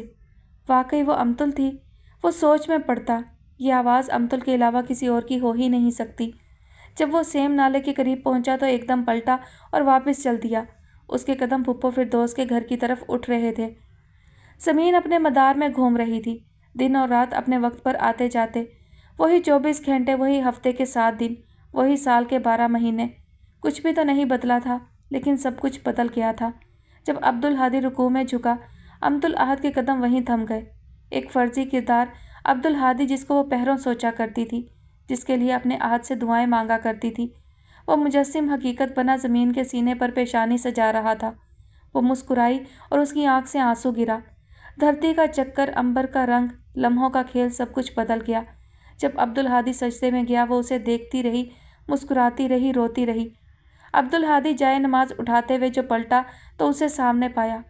جنت میں جس کے ساتھ کی دعا ابھی ابھی مانگی تھی وہ تو دنیا میں سامنے تھی۔ وہ ساکت ضرور ہوا مگر بے یقین نہیں۔ اس نے اس اللہ کو پایا تھا جس کے لیے سب ممکن تھا۔ وہ مسکرا دیا۔ دونوں قدم قدم ایک دوسرے کی جانب بڑھے۔ تمہاری چپ اور ہمارا لہجہ، کبھی ملیں گے تو بات ہوگی۔ ہماری آنکھیں، تمہارا چہرہ، کبھی ملیں گے تو بات ہوگی۔ دونوں کی آنکھ میں آنسو تھے لیکن دونوں ایک دوسرے کو خوب دیکھ سکتے تھے۔ محبتیں جب تم لکھا کرو گے، ہمارا ناموں میں نام ہوگا، ہمارے لفظوں سے بات بن کر ملو گے جب تم کلام ہوگا۔ عبدالہادی، آنسو موتیوں کی لڑی بن کر چہرے پر لڑکتے چلے گئے۔ اس کی زندگی کی دوسری بڑی حسرت اس کے کان میں چہچہائی، لا ریپ، لا ریپ، لا ریپ، اللہ ہے۔ عبدالہادی نے آنکھیں میچ کر کھولیں۔ مجھے زید نے بتایا کہ عبدالہادی کے مہمان آئے ہیں۔ میں نے کہا دیکھوں تو صحیح کون ہے۔ ثروت ہاتھ میں ٹرے لیے اندر داخل ہوئیں تو دونوں چونک کر ان کی طرف متوجہ ہوئے۔ ٹرے میں 3 گلاس تھے جن میں جوس بھرا تھا۔ انہوں نے ایک گلاس امتل کو دیا، ایک عبدالہادی کو، اور تیسرے گلاس کے لیے ادھر ادھر دیکھا۔ امتل کو جھٹکا سا لگا۔ اس نے کمرے میں ہر طرف نگاہ دوڑائی، بھاگ کر باہر آئی۔ اسود جا چکا تھا۔ کھانا کھا لو میری بچی۔ سوکھے پتے اس کے پاؤں کے نیچے آ کر چرمرائے۔ غصہ ہو؟ دیکھو اب تو وہاں شیف بھی نہیں ہے۔ تمہیں اچھا نہیں لگتا تھا نا؟ میں نے توڑ دیا۔ امتل آہستہ سے ان کے پاس بیٹھ گئی۔ پھر بھی تم کھا نہیں رہی؟ پہلے بھی ستاتی تھی، اب بھی ستاتی ہو ممی کو۔ اس نے چہرہ اٹھا کر لاجونتی کی طرف دیکھا۔ سمجھتی ہیں یہ بکری ان کی بیٹی ہے؟ وہ ہنسی اور ماں بیٹی کو ایک دوسرے کے پاس چھوڑ کر چلی گئی۔ امتل کو ایک جھٹکا سا لگا۔ اس نے ممی کی طرف دیکھا جو اس بکری کے جسم پہ ہاتھ پھیر رہی تھیں۔ ان کی موجودگی کو جیسے انہوں نے محسوس ہی نہیں کیا تھا۔ ممی، اس نے رندے ہوئے لہجے میں آہستہ سے انہیں پکارا۔ ان کے جسم کو ایک جھٹکا لگا لیکن انہوں نے چہرہ نہیں موڑا۔ ممی، اس نے ان کے کندھے پر ہاتھ رکھا۔ گایتری دیوی نے چہرہ موڑا، اسے دیکھا اور دیکھتی رہیں، پھر بکری کی طرف منہ کر کے ہنسنے لگیں۔ انہیں درگا یوں ہی ہر طرف نظر آتی رہتی تھی۔ پہلے پہل وہ اس کی طرف لپکا کرتی تھی، اب نہیں۔ انہیں پتا تھا کہ وہ ان کا وہم ہے، اب ان کی درگا دوسرا جنم لے چکی تھی۔ دیکھو کھاؤ گی نہیں تو مر جاؤ گی۔ اچھا یہ بتاؤ، مرنے کے بعد اگلے جنم میں پھر میری درگا بن کر آؤ گی؟ بالکل ایسی والی درگا۔ انہوں نے امتل کی طرف اشارہ کیا۔ امتل سے سسکی روکنی مشکل ہوئی۔ ہاں ایسی درگا بن کر آنا۔ پھر میں کبھی تمہیں نند لال کے گھر لے کر نہیں جاؤں گی، پھر تم کبھی کھو نہیں سکتی۔ میں اور تمہارے ڈیڈی تمہیں اپنے پاس رکھیں گے، ہر وقت اپنی نظر کے سامنے۔ امتل پھوٹ پھوٹ کر رو دی۔ ایک ماں اللہ کے پاس جا چکی تھی اور ایک اس کو سامنے پا کر بھی ممتا نچھاور کر رہی تھی ایک بکری پہ۔ جگدیش پتہ نہیں کہاں چلا گیا اور تم کھا نہیں رہی۔ وہ بڑبڑا رہی تھی۔ انہیں تو اپنا وہ بیٹا بھی بہت یاد آتا تھا جو کچھ پل کے لیے ہی صحیح 24 گھنٹے میں شکل تو دکھاتا تھا، موبائل میں گم ہی صحیح، ساتھ بیٹھ کر کھانا تو کھاتا تھا، آتے جاتے ہی صحیح بات تو کرتا تھا۔ وہ بیٹا جو شرابی تھا، ان کو پاگل کہتا تھا، ان کو دھکا دیتا تھا، جو ان کی بیٹی کا قاتل تھا، یاد آتا تھا، اور یاد آنے کے لیے یہ وجہ ہی کافی تھی کہ وہ ان کا بیٹا تھا۔ ممی مجھے پہچانیں پلیز، مجھے اپنے گلے سے لگائیں۔ اس نے روتے روتے ان کے کندھے پر سر رکھا اور ان کو اپنی باہوں میں لیا۔ گایتری دیوی کو ایک بار پھر جھٹکا لگا، آنکھوں میں کوئی تاثر سا جاگا۔ مجھے پیار کریں پلیز، پلیز۔ اس نے اب اسی طرح روتے روتے ان کی گود میں سر رکھ دیا۔ انہوں نے آنکھوں پر ہاتھ رکھ کر اس کا چہرہ دیکھا۔ وہ کوئی شبیہ، کوئی خیال نہیں تھی، وہ تو شاید سچ میں ان کی بیٹی تھی۔ تم آ گئی درگا، کہاں کھو جاتی ہو؟ چودھری نگر والے لے گئے تھے کیا؟ تم ان کو نہر سے ملی تھی؟ وہ اس کے بالوں میں ہاتھ پھیرتے ہوئے بولتی رہی، وہ روتی رہی۔ آپ کے کپڑے استری کر کے ناڑا ڈال کر رکھ دیے ہیں، خبریں سن کر اٹھیں اور تبدیل کر لیں۔ رفعت جہاں نے ہاتھوں پہ لوشن لگاتے ہوئے مچھردانی میں لیٹے چودھری صاحب کو مخاطب کر کے کہا۔ ہونٹوں پہ ہلکی سی لپسٹک اور نئے لان کے جوڑے میں چودرانی جی بہت اچھی لگ رہی تھی۔ فردوس کو یہیں بلا لو۔ مچھردانی میں جا کر واپس نکلنا چودھری صاحب کو آج بھی اوکھا ہی لگتا تھا۔ لو یہ کیا بات ہوئی؟ ہم لڑکے والے ہیں، جانا تو ہمیں ہی ہوگا۔ رفعت جہاں نے چادر اوڑھتے ہوئے ان کے آئیڈیا کو رد کیا۔ اچھے خاصے بہن بھائی ہوتے ہیں، بچوں کے رشتے کرتے ہی لڑکے والے لڑکی والے بن جاتے ہیں۔ چودھری صاحب کے اعتراضات بھی وہی تھے۔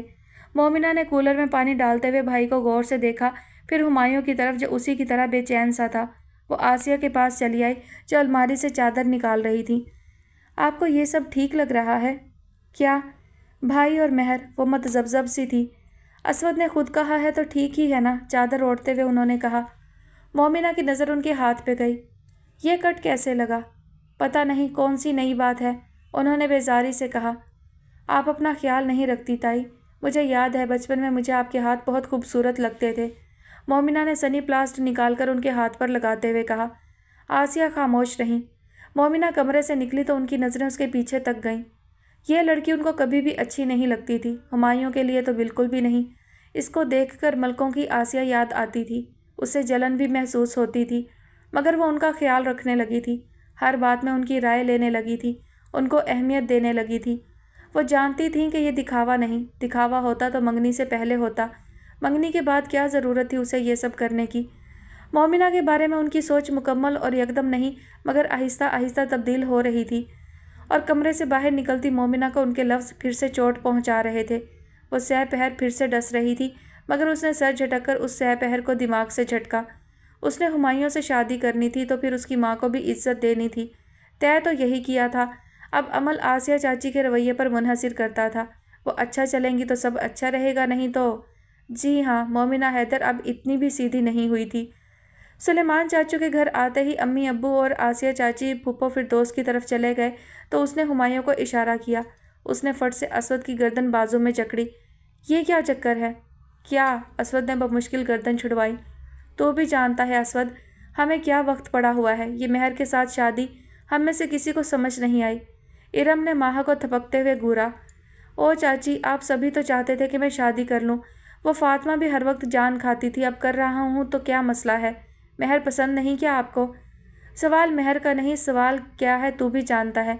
सीधी तरह से बताता क्यों नहीं? सुफियान ने एक लगाई उसकी पुश्त पे। मैं अब्दुल के साथ शादी इसलिए नहीं कर रहा कि वो अब्दुल हादी को पसंद करती है।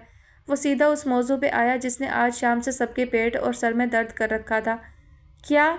इरम की चीख सबसे बुलंद थी, जबकि हुमायूं एक गहरा सांस लेकर ठंडा होकर या शायद पुरसकून होकर बैठ गया था। सुफियान को धचका लगा था और मोमिना चुप सी रह गई। उसके अंदर भी अब्दुल हादी के लिए जंग चल रही थी, मगर असवद भाई था तो वोट उसी की तरफ जाता था। हाँ, और आप ही बताएं, अब्दुल के लिए ज़्यादा बेहतर साथी कौन होगा? मैं, असवद, जो हालात से नज़रें चुराकर बाहर भाग गया, वहाँ एक और लड़की के साथ शादी का सोच भी लिया, या अब्दुल हादी जिसने उसके लिए धर्म छोड़ा, कैद काटी और किसी और की तरफ निगाह उठाकर भी ना देखा। सहन में खामोशी सी छा गई, उदासी भरी खामोशी। यानी अब इस घर में रहीमा अहमद और चौधरी अहमद याकूब की बेटी उन सब की अमतुल बहू बनकर नहीं आने वाली थी। तू कितना अजीम है ना मेरे यार, मेरा सर फ़ख्र से बुलंद कर दिया। हुमायूं ने एकदम बाहें उसकी तरफ बढ़ाकर चहकने की कोशिश की और उसके गले से लग गया। चंद लम्हे दोनों ने उस दर्द पे काबू पाने में लगाए जो दिल में कहीं उठ रहा था। फिर नम आंखें लिए मुस्कुराते हुए एक दूसरे से अलग हुए। दीवार के दूसरी पार सहन में असवद और मेहरताब के रिश्ते की बात चल रही थी, और सर पे दुपट्टा ओढ़े, मध्यम सी मुस्कुराहट लबों पर सजाए, कपों में चाय उंडेलती मेहरताब को वो सुरमई सी शाम याद आ रही थी, जिस शाम असवद उससे वादा करके गया था कि वो वापस आते ही अपना रिश्ता भेजेगा, और उसने अपना वादा पूरा कर दिया था। शुक्रिया असवद। उसकी उंगलियों ने टाइप किया और पैगाम दीवार पार पहुंचा, जहां असवद सबको मुतमईन करने के बाद घर से बाहर निकल आया था। इस वक्त कुछ गहरी सांसें लेने के लिए, दिल के दर्द को हवा के दोष पर रुखसत करने के लिए कुछ वक्त के लिए तन्हाई दरकार थी। मेहरताब का मैसेज पढ़ने के बाद वो हल्का सा मुस्कुराया। उसे वो सुरमई शाम याद आई जिस शाम उसने सदियों बाद अब्दुल की आवाज़ सुनी थी, और वो उससे मिलने के लिए जाते जाते लौट आया था। उसे कुछ देखना था, कुछ जांचना था। वो फुप्पो को सलाम करके उनसे पूछकर सीधा मेहरताब के कमरे में आ गया था। मेहरताब तो उसे देखकर जैसे बेहोश होने को आ गई थी। फिर खुद पर काबू पाकर हाथ में पकड़ा डाइजेस्ट पलंग पर रखकर वो उठ खड़ी हुई। वो उसके ऐन सामने आ खड़ा हुआ था। मेहरताब ने आंखें मींच ली थीं। कितने अरसे बाद उसने यूं पुकारा था उसे। मेहर, उसकी आवाज़ कपकपा रही थी। मेहर, अब्दुल जिंदा है। वो जैसे खुशी के साथ रो देने को था। क्या? उस वक्त मेहरताब को पता नहीं था कि वो बहुत गौर से उसे देख रहा था। सच बताओ असवद, मुझे यकीन नहीं आ रहा।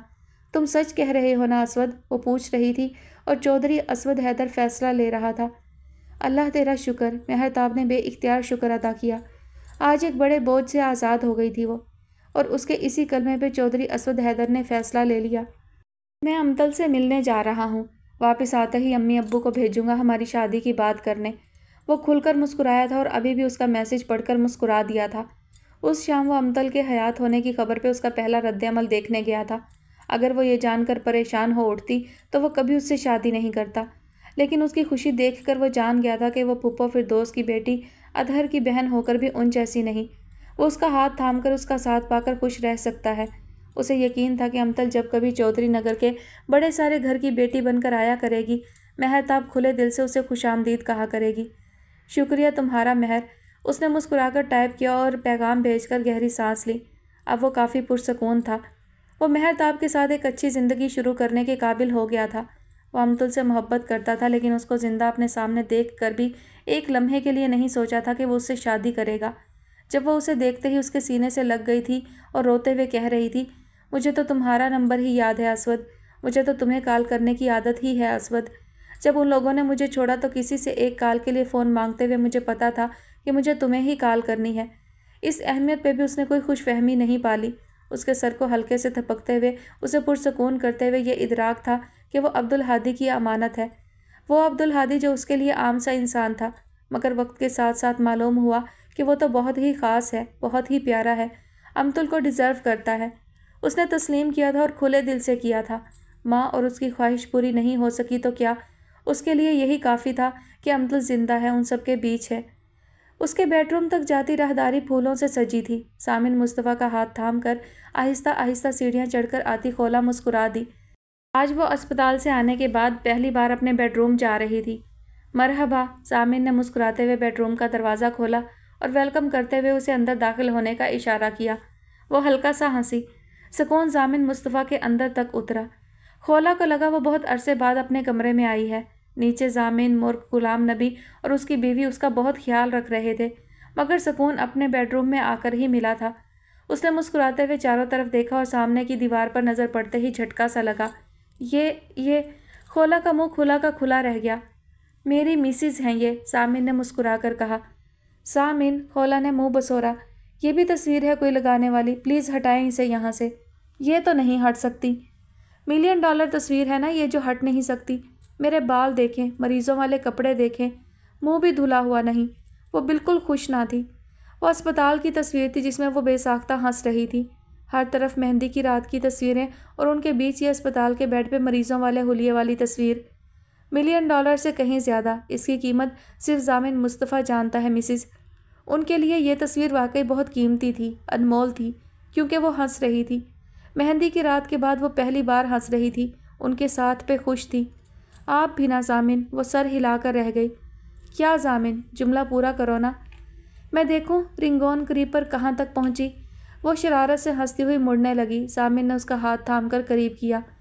رنگ بدلنے والے لوگ پسند نہیں، رنگ بدلنے والے پھول پسند ہیں، رنگ بدلنے والے لوگ بھی پسند ہیں، شرط یہ ہے کہ رنگ محبت کے ہوں، خلوص کے ہوں۔ خولا نے ان کے چہرے کو دوسرے ہاتھ سے چھوا، پھر ایڑی اٹھا کر ان کے ماتھے پر بوسہ دیا۔ سرور سا زامن مصطفیٰ کے اندر اترا۔ بہت سے لمحے اس کیف کو محسوس کرتے گزرے۔ انہوں نے ان لمحوں کے امر ہو جانے کی خواہش کی۔ تبھی خولا کا فون بجا۔ کبھی سسر کبھی مرغ، وہ اسکرین پر نظر ڈالتے ہوئے کراہے۔ خولا نے مسکراتے ہوئے کال ریسیو کی۔ سروت چاہتی ہے کہ عبدالہادی کی بارات ہم لے کر جائیں، اور زید کو بڑا اعتراض ہے، کہتا ہے کہ اس کی شادی کا تو نہیں سوچا کبھی ہم نے۔ خولا ہنستی اور اسپیکر آن کرتے ہوئے زامن کو ماما کی خواہش کے بارے میں بتایا۔ عبدالہادی اسی ہفتے اس گھر میں شفٹ ہو گیا تھا جو اس نے کرائے پر لیا تھا۔ سروت کو اس سے اتنی انسیت ہو گئی تھی کہ اس کی شادی کرنا اپنی ذمہ داری سمجھ لی تھی۔ صحیح ہے بھائی، ہماری زندگی کو اوپر نیچے الٹانے پلٹانے کے بعد اب دلہا بننے جا رہا ہے، وکٹم بھی ہم، باراتی بھی ہم۔ سب ہنس دیے۔ پروگرام طے کرنے کے بعد کال ختم ہوئی تو زامن پھر حیرت کا اظہار کرنے لگے۔ سمجھ نہیں آئی کہ امتل کہاں تھی اب تک، اور قید میں تھی تو اسے چھوڑ کیوں دیا گیا۔ میں سمجھ گئی ہوں شاید۔ وہ ہلکا سا مسکرائی اور اس چیز کے بارے میں زامن کو بتانے لگی جو مہیشوری پیلس میں لاجونتی کے کمرے میں دیکھ کر وہ چونکی تھی۔ مومنہ، تم نے جو کمیٹی ڈالی تھی اس میں سے میرا حصہ کتنا ہے؟ ہمایوں، بتا چکی ہوں میں، وہ کمیٹی میں نے اپنے گھر کے لیے ڈالی ہے۔ وہ چلائی۔ گھر تو میں بناؤں گا نا، تم پہ رہی تو بن چکا گھر، اور ہو گئی ہماری شادی۔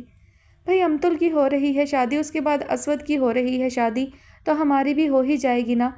امتل آم کی گٹھلی کے ساتھ انصاف کرتے ہوئے ہنسی۔ مومنہ، میں تو سوچا کرتی تھی کہ تمہاری کیپٹن عامر کے ساتھ شادی ہو چکی ہوگی۔ تم جیسی ہی ہوتی ہیں عورتیں جو ہنستے کھیلتے جوڑوں کے بیچ فساد کرواتی ہیں۔ ہمایوں نے اس کے آگے سے آم کی پلیٹ ہٹائی۔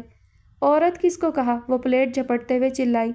امتل باجی، میں نے آپ کا بدلہ لے لیا، بابر نے سامنے آ کر سٹائل میں گھوم کر کہا۔ اوئے، میری منگنی کا سوٹ! ہمایوں اسے پکڑنے کو آگے آیا۔ دیکھیں میں بھائی جتنا لمبا ہو گیا ہوں، اس کے قد سے قد ملا کر اس نے اترا کر بتایا تو ہمایوں کو اس پہ پیار آیا۔ بہت عرصہ بعد بابر کھل کر ہنس رہا تھا، باتیں کر رہا تھا۔ ماں کے جانے کے بعد جو چڑچڑا پن اس کے اندر آ گیا تھا، امتل کو دیکھ کر وہ غائب سا ہو گیا تھا۔ اور سچ پوچھو تو گھر کے ہر فرد کو لگ رہا تھا رحیمہ احمد کے جانے کے بعد پہلی دفعہ زندگی پھر سے رنگ بھری ہوئی ہے۔ گھر میں رونق سی اتر آئی تھی کل شام سے۔ آجا اکٹھے چائے پیتے ہیں، مومنہ نے چارپائی پر چڑھ کر دوسری طرف مہرتاب کو مخاطب کیا۔ وہ اسود، چل اب شرمانے کی ضرورت نہیں، میرے بھائی نے کون سی تجھے نظر لگا دینی ہے، چل جلدی آ۔ کہہ کر اس نے رخ موڑا تو بابر پر نظر پڑی۔ وہ چلائی، تمہارا کون سا نکاح ہو رہا ہے جو میرے منگیتر کا اکلوتا صاف ستھرا لباس پہن کر گھوم رہے ہو؟ میری پارٹی ہے پرسوں، چیک کر رہا ہوں، وہ بے نیازی سے بولا۔ اچھا لگ رہا ہوں؟ اسی سے سوال کیا۔ چاچی بابر کو سمجھا لیں۔ او ہو، ابھی تو لوگ کمرے میں بیٹھ کر کوئی ضروری کام کر رہے تھے، پڑوس سے کسی کے آنے کا اشارہ ملا تو باہر نکل آئے۔ بابر کی شکایت لگاتے لگاتے اسود پر نظر پڑی تو اسے چھیڑنے لگی۔ کام کر کر کے تھک گیا ہوں، چائے مجھے بھی پینی ہے، اسود نے مسکراتے ہوئے کہا اور امتل کے سامنے والی کرسی پر آ بیٹھا۔ امتل نے اسے دیکھا، وہ مطمئن نظر آ رہا تھا یا نظر آنے کی کوشش کر رہا تھا۔ کل شام کا بس کا منظر نگاہ میں آ ٹھہرا جب وہ اس کے ساتھ چودھری نگر آ رہی تھی۔ تم اس دن عبدالہادی کے پاس مجھے چھوڑ کر واپس کیوں چلے آئے اسود؟ ماتلی کے پکوڑے کھاتے ہوئے اس نے پوچھا تھا۔ کیونکہ تم دونوں کے درمیان میری ضرورت نہیں تھی، جو اس کے ڈبے میں اسٹرا لگا کر اس کی طرف بڑھاتے ہوئے اس نے جواب دیا تھا۔ اسود اسے سمجھ نہیں آیا کہ وہ کیا کہے، کہیں کوئی گلٹ تھا اس کے اندر۔ اس حادثے سے پہلے اس کی اور اسود کی شادی ہونے والی تھی اور اب عبدالہادی کے علاوہ کسی اور کو سوچ نہیں سکتی تھی۔ عزیزی امتل، ماں کی خواہش اور میری چاہ سے آگے نظر آئی مجھے عبدالہادی کی محبت اور تمہاری بھی۔ وہ چپ رہ گئی۔ تم پاگل ہو، پہلے بتا دیتی۔ بتایا تھا ہمایوں کو، وہ مجرمانہ سے انداز میں بولی تھی۔ ہمایوں بھی کمینہ ہے، مجھے نہیں بتایا۔ خیر تب بتا بھی دیتا تو شاید میرے لیے اس حقیقت کو تسلیم کرنا مشکل ہوتا۔ وہ میرے اپنے دل و دماغ میں بنی ہوئی ایک لو سٹوری تھی جس میں تم قلعے میں قید ایک شہزادی تھی اور میں اس قید سے تمہیں آزاد کروانے والا ایک شہزادہ۔ جس کہانی میں کوئی تیسرا تھا بھی تو وہ ایک ظالم دیو تھا۔ اب ایسا نہیں ہے، اب کہانی بدل گئی ہے، مزید کردار شامل ہو گئے ہیں۔ مثلاً؟ اپنے آپ کو ہلکا پھلکا محسوس کرتے ہوئے اس نے پوچھا۔ مثلاً شہزادی مہر۔ وہ ہنسا، وہ بھی ایک بڑے بوجھ سے آزاد ہوتے ہوئے ہنس دی تھی۔ آجا، پہلے تو جیسے تو کبھی میرے بھائی کے سامنے آئی نہیں نا۔ مومنہ کی آواز پہ وہ چونک کر بس کے منظر سے باہر نکلی۔ مومنہ کھینچ کر مہرتاب کو لا رہی تھی اور وہ شرمائی لجائی سی لگ رہی تھی۔ یہ اس مہرتاب سے مختلف تھی جو اس نے پچھلی بار چودھری نگر میں دیکھی تھی۔ کل شام اس سے بہت اچھے سے ملی تھی۔ ملی تو فردوس پھوپھو بھی خوش دلی کے ساتھ تھی، لیکن گلے لگاتے ہوئے کہنا نہیں بھولی تھی، جدوں دی جمی ہیں کدی گواچ جاندی ہیں، کدی مر جاندی ہیں، کدی زندہ ہو جاندی ہیں، تیری سمجھ نہیں آندی۔ جب سے پیدا ہوئی ہو کبھی کھو جاتی ہو، کبھی مر جاتی ہو، کبھی زندہ ہو جاتی ہو، تمہاری سمجھ نہیں آتی۔ وہ ہنس دی تھی۔ مہر پھوپھو فردوس کو بھی لے آتی، میرے یار کو اپنی ساس کی بڑی یاد آ رہی تھی۔ ہمایوں کو سکون کب تھا بھلا؟ اسود اسے گھور کر رہ گیا۔ پہلے وہ ہمایوں کے ساتھ مل کر یاسر کو تنگ کرتے تھے، اب یہ دونوں اس کو ستاتے تھے۔ اچھے لگ رہے ہو دونوں ساتھ، امتل نے کھل کر دل سے تعریف کی۔ اسود نے ہنس کر شکریہ ادا کیا۔ مہرتاب کو اس کی ہنسی اندر تک شاد کر گئی۔ بڑے اچھے ماحول میں چائے پی گئی، پھر اسود اوطاق پہ چکر لگانے کا کہہ کر گھر سے باہر نکل آیا۔ ہمایوں اس کے پیچھے آیا تھا۔ تو لے لیا امتحان؟ اس کے کندھے پر بازو رکھتے ہوئے پوچھا۔ کس کا؟ مہر کا اور اپنا، کہ امتل کی موجودگی میں تم دونوں اکٹھے کیسا فیل کرتے ہو؟ اسود اسے دیکھ کر رہ گیا۔ لاپرواہ نظر آنے والا ہمایوں واقعی اسے سمجھتا تھا۔ مہر کا تو پہلے لے چکا تھا، اب اپنا امتحان لے رہا تھا ہمایوں کہ امتل کی موجودگی میں مہر کے ساتھ کیسا محسوس کرتا ہوں۔ پھر میں کمفرٹیبل ہوں، لگتا ہے اچھی گزر جائے گی انشاءاللہ۔ اور اطہر؟ معاف کر دے یار اسے، وہ نادم ہے۔ ہاں یار، اس کی غلطی بھولنے کی کوشش تو کرتا ہوں، بس سامنے آتا ہے تو اچھا نہیں لگتا وہ۔ دیکھ تیرا سالہ ہے، بکواس بند کر۔ اس کے کندھے پہ بازو رکھے ہمایوں بولتا گیا اور ان کے قدم اوطاق کی طرف بڑھتے گئے۔ فاطمہ جو اچانک سے بیٹی کے ساتھ آ گئی تو خوشی کی لہر سب میں دوڑ گئی۔ رباب ان سب کے ورکلانے پر شوہر کو چھوڑ کر ساتھ ہی آ گئی تھی۔ بچوں کو کبھی نانی، کبھی دادی اور کبھی گلچہرہ کے سپرد کر کے پڑی رہتی فاطمہ کے ساتھ پلنگ پہ۔ شاہانہ حدیقہ بھی آ گئی تھی۔ سلیمانہ آ نہیں سکتی تھی، اس لیے فاطمہ والے رونے دھونے کے ڈرامے اب اس نے لگا رکھے تھے۔ مہرتاب آتی تو اس رونق میں شامل ہونے کے لیے تھی، مگر چھپ چھپ کر اسود کو دیکھتی رہتی، چوری پکڑے جانے پر چھینپ جاتی۔ انجمن ایک کام کرنے کے بعد پرات لے کر ٹپے گانے بیٹھ جاتی، ساتھ بچے بڑے بھی شروع ہو جاتے۔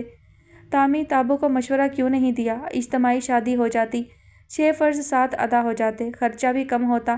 ہمایوں آتے جاتے مشورے دیتا، فاطمہ پتہ نہیں پھر تم آ سکو کہ نہیں، کہو بزرگوں سے کہ تمہارے ہوتے ہوتے ہمارے ہاتھ پیلے کر دیں۔ وہ فاطمہ کو جذباتی کرنے کی کوشش کرتا، پھر گل چہرہ کی پونی کھینچتا۔ گل تم بتاتی کیوں نہیں ہو ابو کو کہ 3 مہینے بعد تمہارا بورڈ کا ایگزام ہے، تم کنسنٹریشن سے پڑھ نہیں سکتی اگر گھر میں شادی ہوئی۔ अभी कर दें तुम्हारे भाई की शादी। फिर असवद के पीछे पड़ जाता। फूफा सादिक मलेरिया से तो बच गए, अब छींकें लग गई हैं। मुझे नहीं लगता बेचारे सरवाइव कर पाएँ। बोलो बेटी का फ़र्ज़ अदा कर दें जीते जी। उसकी दुहाइयाँ सुन सब रहे थे मगर कर कुछ नहीं सकते थे। उसकी और असवद की शादी फसल उतरने पर करार पाई थी। यार बंदे को ज़मींदार भी नहीं होना चाहिए। ज़िंदगी में पहली बार अपने ज़मींदार होने पर एतराज़ हुआ था उसे। मोमिना हंसकर चिढ़ाने लगी थी। बनो बनो ज़मींदार। मोमिना तुम्हारी कमेटी कब निकलेगी? उसे आखिरी उम्मीद नज़र आती तो मोमिना के पीछे पड़ जाता। उस कमेटी से मेरी दाज की रज़ाइयाँ बनेंगी, रिफत भाभी ने वादा किया है। अंजुमन बीच में कहीं से टपक पड़ती। अम्मी मेरी कमेटी पे किस किस की नज़र है? वो चिल्लाती। अम्मी किस दिन रख दिया अमतुल बाजी का निकाह? मेरा मैच है। बाबर के अपने मसले थे। चौधरी नगर के उस बड़े से घर में चहकार मच गई थी। ये वो घर, वो माहौल था जिसके लिए वो तरसती थी। सब कुछ था, माँ नहीं थी, बाबा नहीं थे। उसे गौरी भी याद आती थी। वो एकदम से बहुत उदास हो जाती, कभी रो पड़ती। फिर लड़कियां और हुमायूं उसको उस उदासी से बाहर निकालते। चौधरी साहब और दोनों भाई उसकी शादी के लिए उसी तरह इंतजामात करवा रहे थे जैसे उनके भाई साहब और भाभी हयात होते तो करते। ये देखकर उसकी आंखें बार बार भीग जाती थीं। तुम्हारी मम्मी, भाभी और कितने लोग होंगे अमतुल? चौधरी साहब पूछ रहे थे। कहकर गए हैं कि उनके रहने का बेहतरीन इंतज़ाम होना चाहिए। कहो तो असद शहर में होटल में कमरे बुक करवा दे। मेहंदी की शाम रिफत जहाँ पूछ रही थी। सिर्फ मम्मी होंगी, भाभी उनको छोड़कर वापस चली जाएंगी। मम्मी मेरे साथ उसी माँ के कमरे में रुकेंगी। आपको एतराज़ तो नहीं तामी? नहीं, मुझे क्या एतराज़ होगा। बस ये ख्याल था कि यहाँ ना एसी है ना अटैच्ड बाथ, बिजली भी कभी आती है कभी जाती है। खैर वो तो हुमायूं ने जनरेटर का इंतज़ाम कर दिया है। बाकी तामी मम्मी अब इन आसाइशों से बेनियाज हो गई हैं। वो दुख से बोली। उसे अपनी वो मम्मी याद आई जो शदीद गर्मी में एक बकरी के पास बैठी रहती थी और कभी जगदीश को ढूंढने गलियों में निकल जाती थी।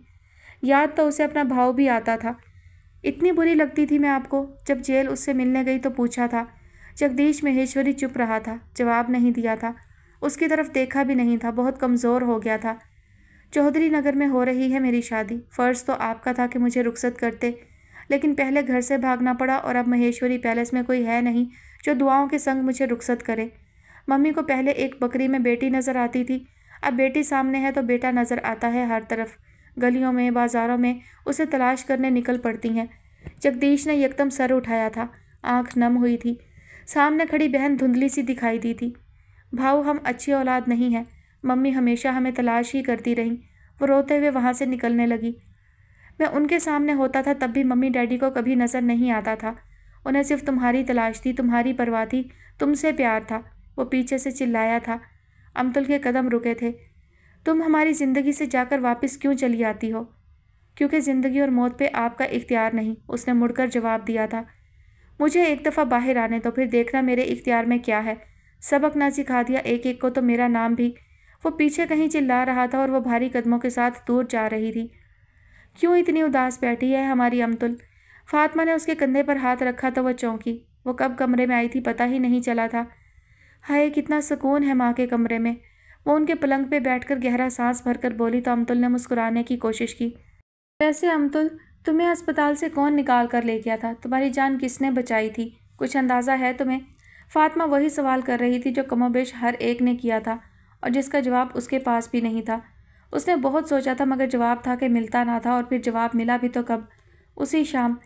निकाह तक रुक जाती भाभी। लाजवंती गायत्री देवी को छोड़कर वापस जाने लगी तो उसने लाजवंती से कहा था, मेरी फ़्लाइट है आज रात, नहीं रुक सकती। वापस कब आएंगी? पता नहीं, तुम अपना ख्याल रखना, मम्मी का भी और अपने हीरो का भी। उसका गाल के साथ गाल मिलाकर प्यार करते हुए ताकीद की और फिर आवाज़ सरगोशी सी बन गई। सकीना ने तुम्हें सलाम भेजा है और कहा है कि उसके अकरम के लिए दुआ करना। अमतुल आहद के जिस्म को झटका लगा। लाजवंती ने उससे अलग होकर मम्मी के पैर छुए और फिर उनके बालों पर बोसा देकर सबको हाथ हिलाकर निकल गई। उसने मुड़कर नहीं देखा था और अमतुल उसकी निगाह से ओझल होने तक हिल नहीं पाई थी। उसने हेयर ब्रश ड्रेसिंग टेबल पर रखकर आईने में अपना जायज़ा लिया। मुतमईन नहीं हुई तो बालों में उंगलियां चलाकर उसने उन्हें ठीक किया। दुपट्टा ओढ़ते हुए खुद को देखकर मुस्कुराई। अच्छी लग रही थी वो, बहुत अरसे बाद दिल से तैयार हुई थी। सुरमई रंग का कामदार जोड़ा जिसकी कमीज़ लंबी और ट्राउज़र के पाइंचे खुले थे, उस पर जच भी बहुत रहा था। वर्दा की कॉल आई तो ध्यान खुद से हटा और मोबाइल कान से लगाए टेरेस पर आ गई। रात रोशन थी, हल्की हल्की हवा चल रही थी जिसकी वजह से मौसम खुशगवार था। खोला ने मोबाइल कान से हटाते हुए सामने के मंजर पर निगाह डाली। अब्बास और बाबा लान के एक गोशे में बारबेक्यू में मसरूफ़ थे। अब्बास सलाख में बोटियां लगाते हुए पता नहीं बाबा को कौन कौन सी कहानियां सुना रहा था। मामा, अक्सा, मुर्क और बाबा साईं कुर्सियों पर बैठे मामी की बातें सुन रहे थे, यानी कि उनकी बेटियों की तारीफ़ें सुन रहे थे। आबिद रुस्तम मामा की व्हील चेयर थामे उनसे कोई बात कर रहा था।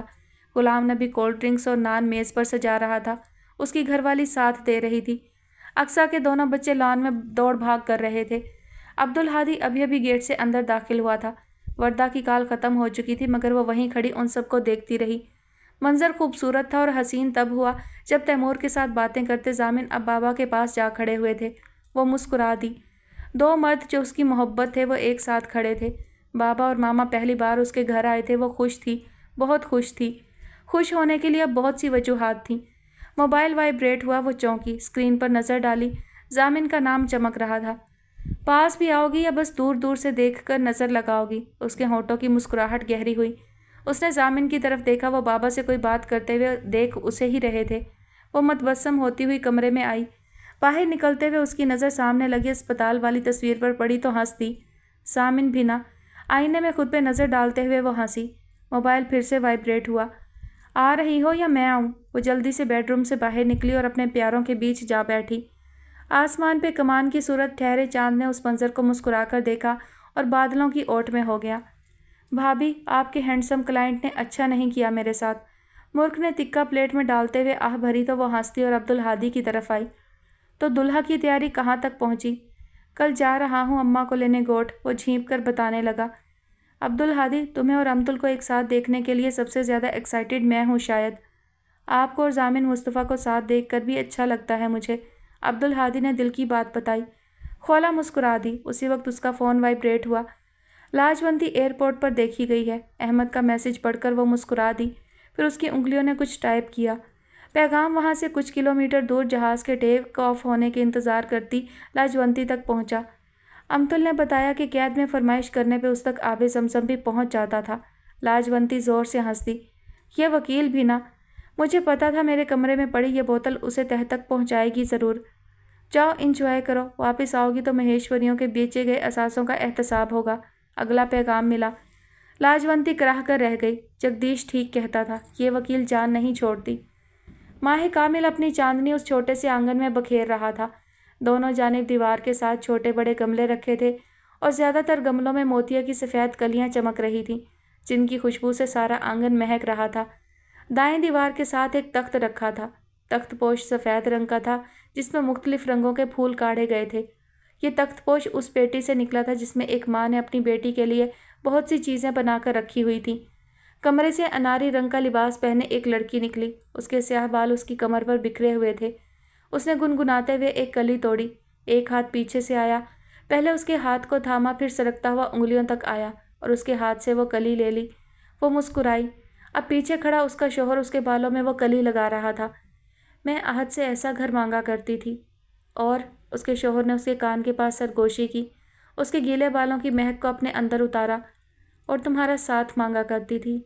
और फिज़ा में सरगोशियाँ बिखरती रहीं, खुशबू घुलती रही, फिज़ा नगमे सुनाती रही। एक अमतुल और एक अब्दुल के दिल की धड़कनें हम आहंग होती रहीं। तुम कहानीकार हो ना? उस वजीह लड़के ने पूछा जो अक्सर उस छोटी कब्र पर मोतिया की कलियां बखेरने आया करता था। कभी आंसू बहाता, कभी उस कब्र के खाकी से बातें करता। आज उसके साथ एक मेहंदी लगे हाथों वाली दुल्हन सी दिखती लड़की भी थी। बनना तो गीतकार चाहता था साहब, हालात ने गोरकन बना दिया। फिर यहाँ कहानियाँ मिलने लगीं तो कहानीकार बन गया। हमारी कहानी जानते हो? आज पहली बार वो इतनी बातें कर रहा था। वो जो कब्र है ना, हसीन मर्द ने उस कब्र की तरफ इशारा किया जो गोरकन के लिए मौमा बनी रहती थी। वो इसकी थी। उसने साथ खड़ी अपनी दुल्हन की तरफ इशारा किया। गोरकन को झटका लगा था। वो खूबसूरत जोड़ा अपनी कहानी सुनाकर कब्रिस्तान से निकल गया तो कहानीकार का कलम चलने लगा और लफ्ज़ कागज़ पर बिखरने लगे।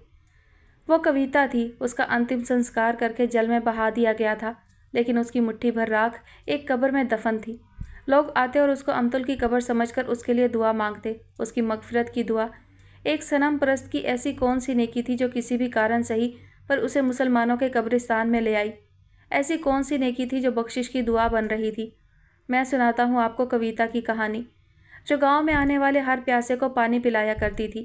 ایک صبح اس نے دہلیز پر ایک کوڑی کو دیکھا جو کہانی کار کا قلم روانی کے ساتھ چلتا گیا اور کہانی صفحہ کرتاس پر بکھرتی رہی۔ ختم شد۔ جی تو ڈیئر لسنرز، فائنلی یہ کہانی اپنے اختتام کو پہنچی، اور کہانی کیسی تھی اس کا اظہار کرنے کی، بتانے کی کوئی خاص ضرورت تو نہیں ہے، مگر پھر بھی یہ رائٹر کا حق بنتا ہے کہ اس نے ہمیں ایک اچھی سی، بہت ہی خوبصورت سی، دل کو چھو لینے والی کہانی دی، تو ان کی تعریف تو بنتی ہے، اتنا تو ان کا حق ہے۔ تو مجھے کہانی بہت بہت بہت زیادہ پسند آئی، اور کہانی کی تعریف میں کیا کیا کہوں، بہت چھوٹی چھوٹی سی چیزوں کے ذریعے جو ہے وہ بہت کچھ سمجھایا اور بتایا گیا ہے۔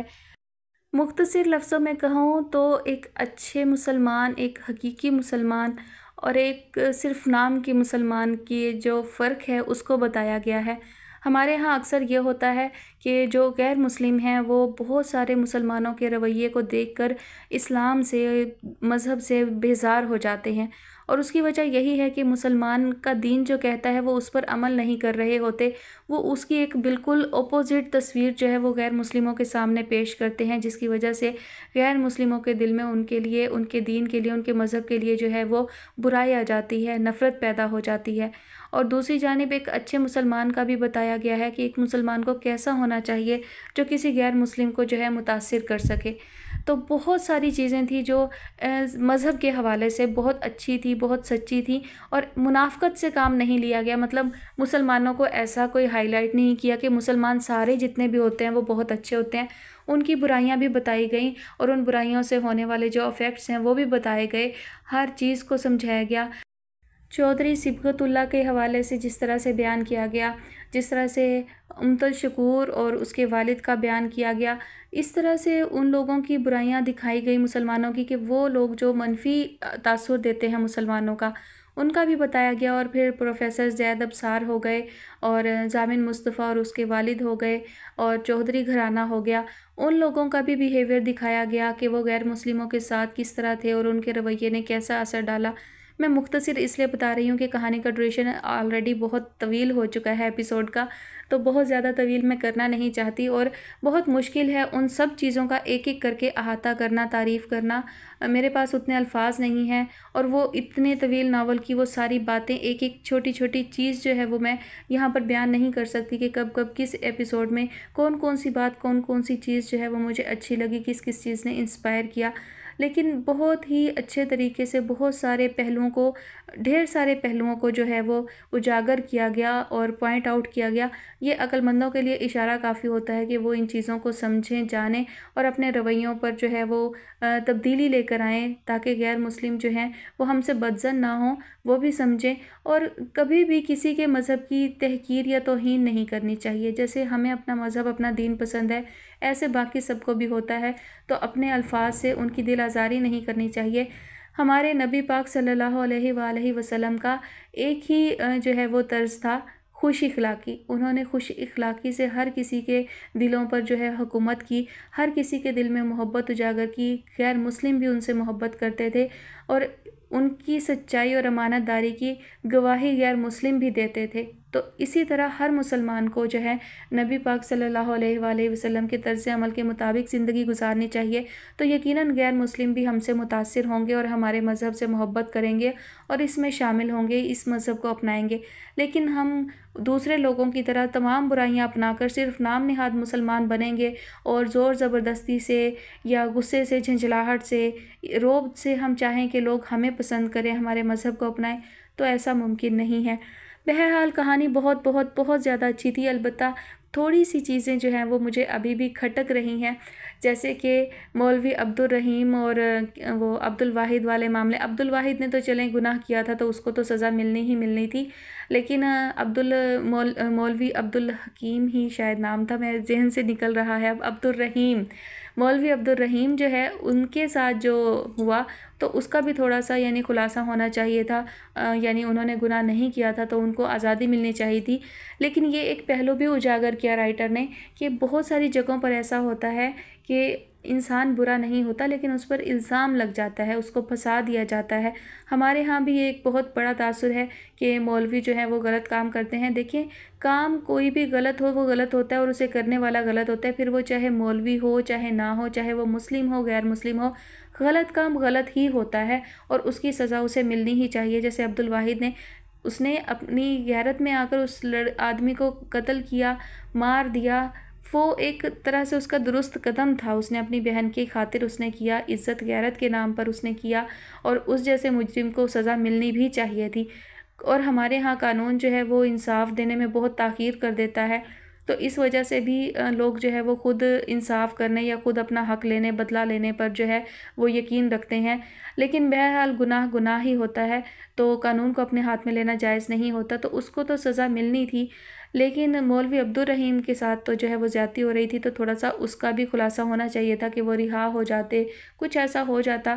اور جناب امطل کی دوست حفصہ کو بھی دوبارہ سے ظاہر نہیں کیا گیا، کم از کم امطل کی شادی پر تو جو ہے اس کو سامنے لے آنا چاہیے تھا دوبارہ سے، جیسے اس سے ملنے کے لیے گیا تھا عبدالہادی، اس کا ذکر، اس کا تذکرہ ہوا تھا، تو وہ ایک اس کی کلوز فرینڈ تھی، تو اس کی یونیورسٹی فیلوز کو جو ہے اس کی شادی میں آنا چاہیے تھا، بلانا چاہیے تھا۔ باقی بہت ساری چیزیں تھیں جو مجھے بہت اچھی لگیں۔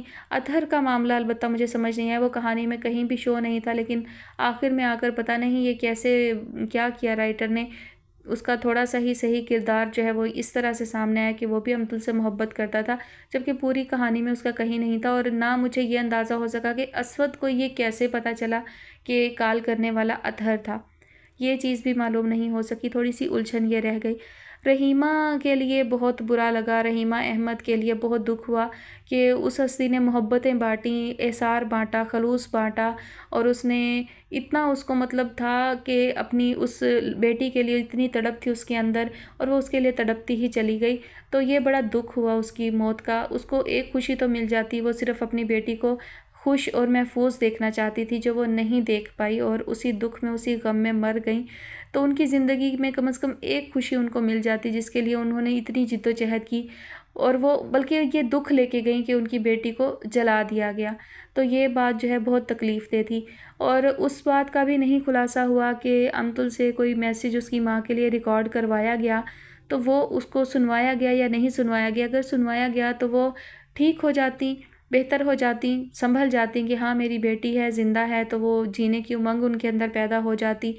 تو اور دوسرا یہ کہ اگر وہ میسیج ان تک سنوایا پہنچایا بھی کیسے گیا، کیونکہ ظاہر ہے ڈائریکٹلی تو وہ نہیں کر سکتے تھے، تو تھوڑا سا اس حوالے سے بھی ڈاؤٹ رہا۔ اور یہ کہ جگدیش نے جو ہے اپنی بہن کی ڈیڈ باڈی کیوں نہیں مانگی، مطلب اس نے چاہے پردیپ کو کہہ بھی دیا تھا، لیکن انتم سنسکار تو اس نے کرنا تھا نا، اس نے تو اس کی موت پہ واویلا بھی مچانا تھا، تو وہ جو سین ہے نا وہ نہیں ہوا۔ اور پوسٹ مارٹم کے بغیر جو ہے وہ کیسے انہوں نے یعنی کر دی، چلو وہ تو انہوں نے کہا کہ انہوں نے پیسہ وغیرہ لگایا اور کیا یہ سارا کام، لوگوں کو خرید کر انہوں نے ساری چیزیں ہینڈل کی، لیکن یہ سمجھ نہیں آیا کہ جگدیش نے ڈیڈ باڈی لیے بغیر اپنی بہن کا انتم سنسکار کیسے کر دیا، مطلب اس کے بغیر کیا ہو گیا یہ سارا کچھ، اور کہہ دیا گیا کہ جی شمشان گھاٹ میں جو ہے اسے جلا دیا گیا اور بس راکھ اس کے حوالے سپرد کر دی گئی۔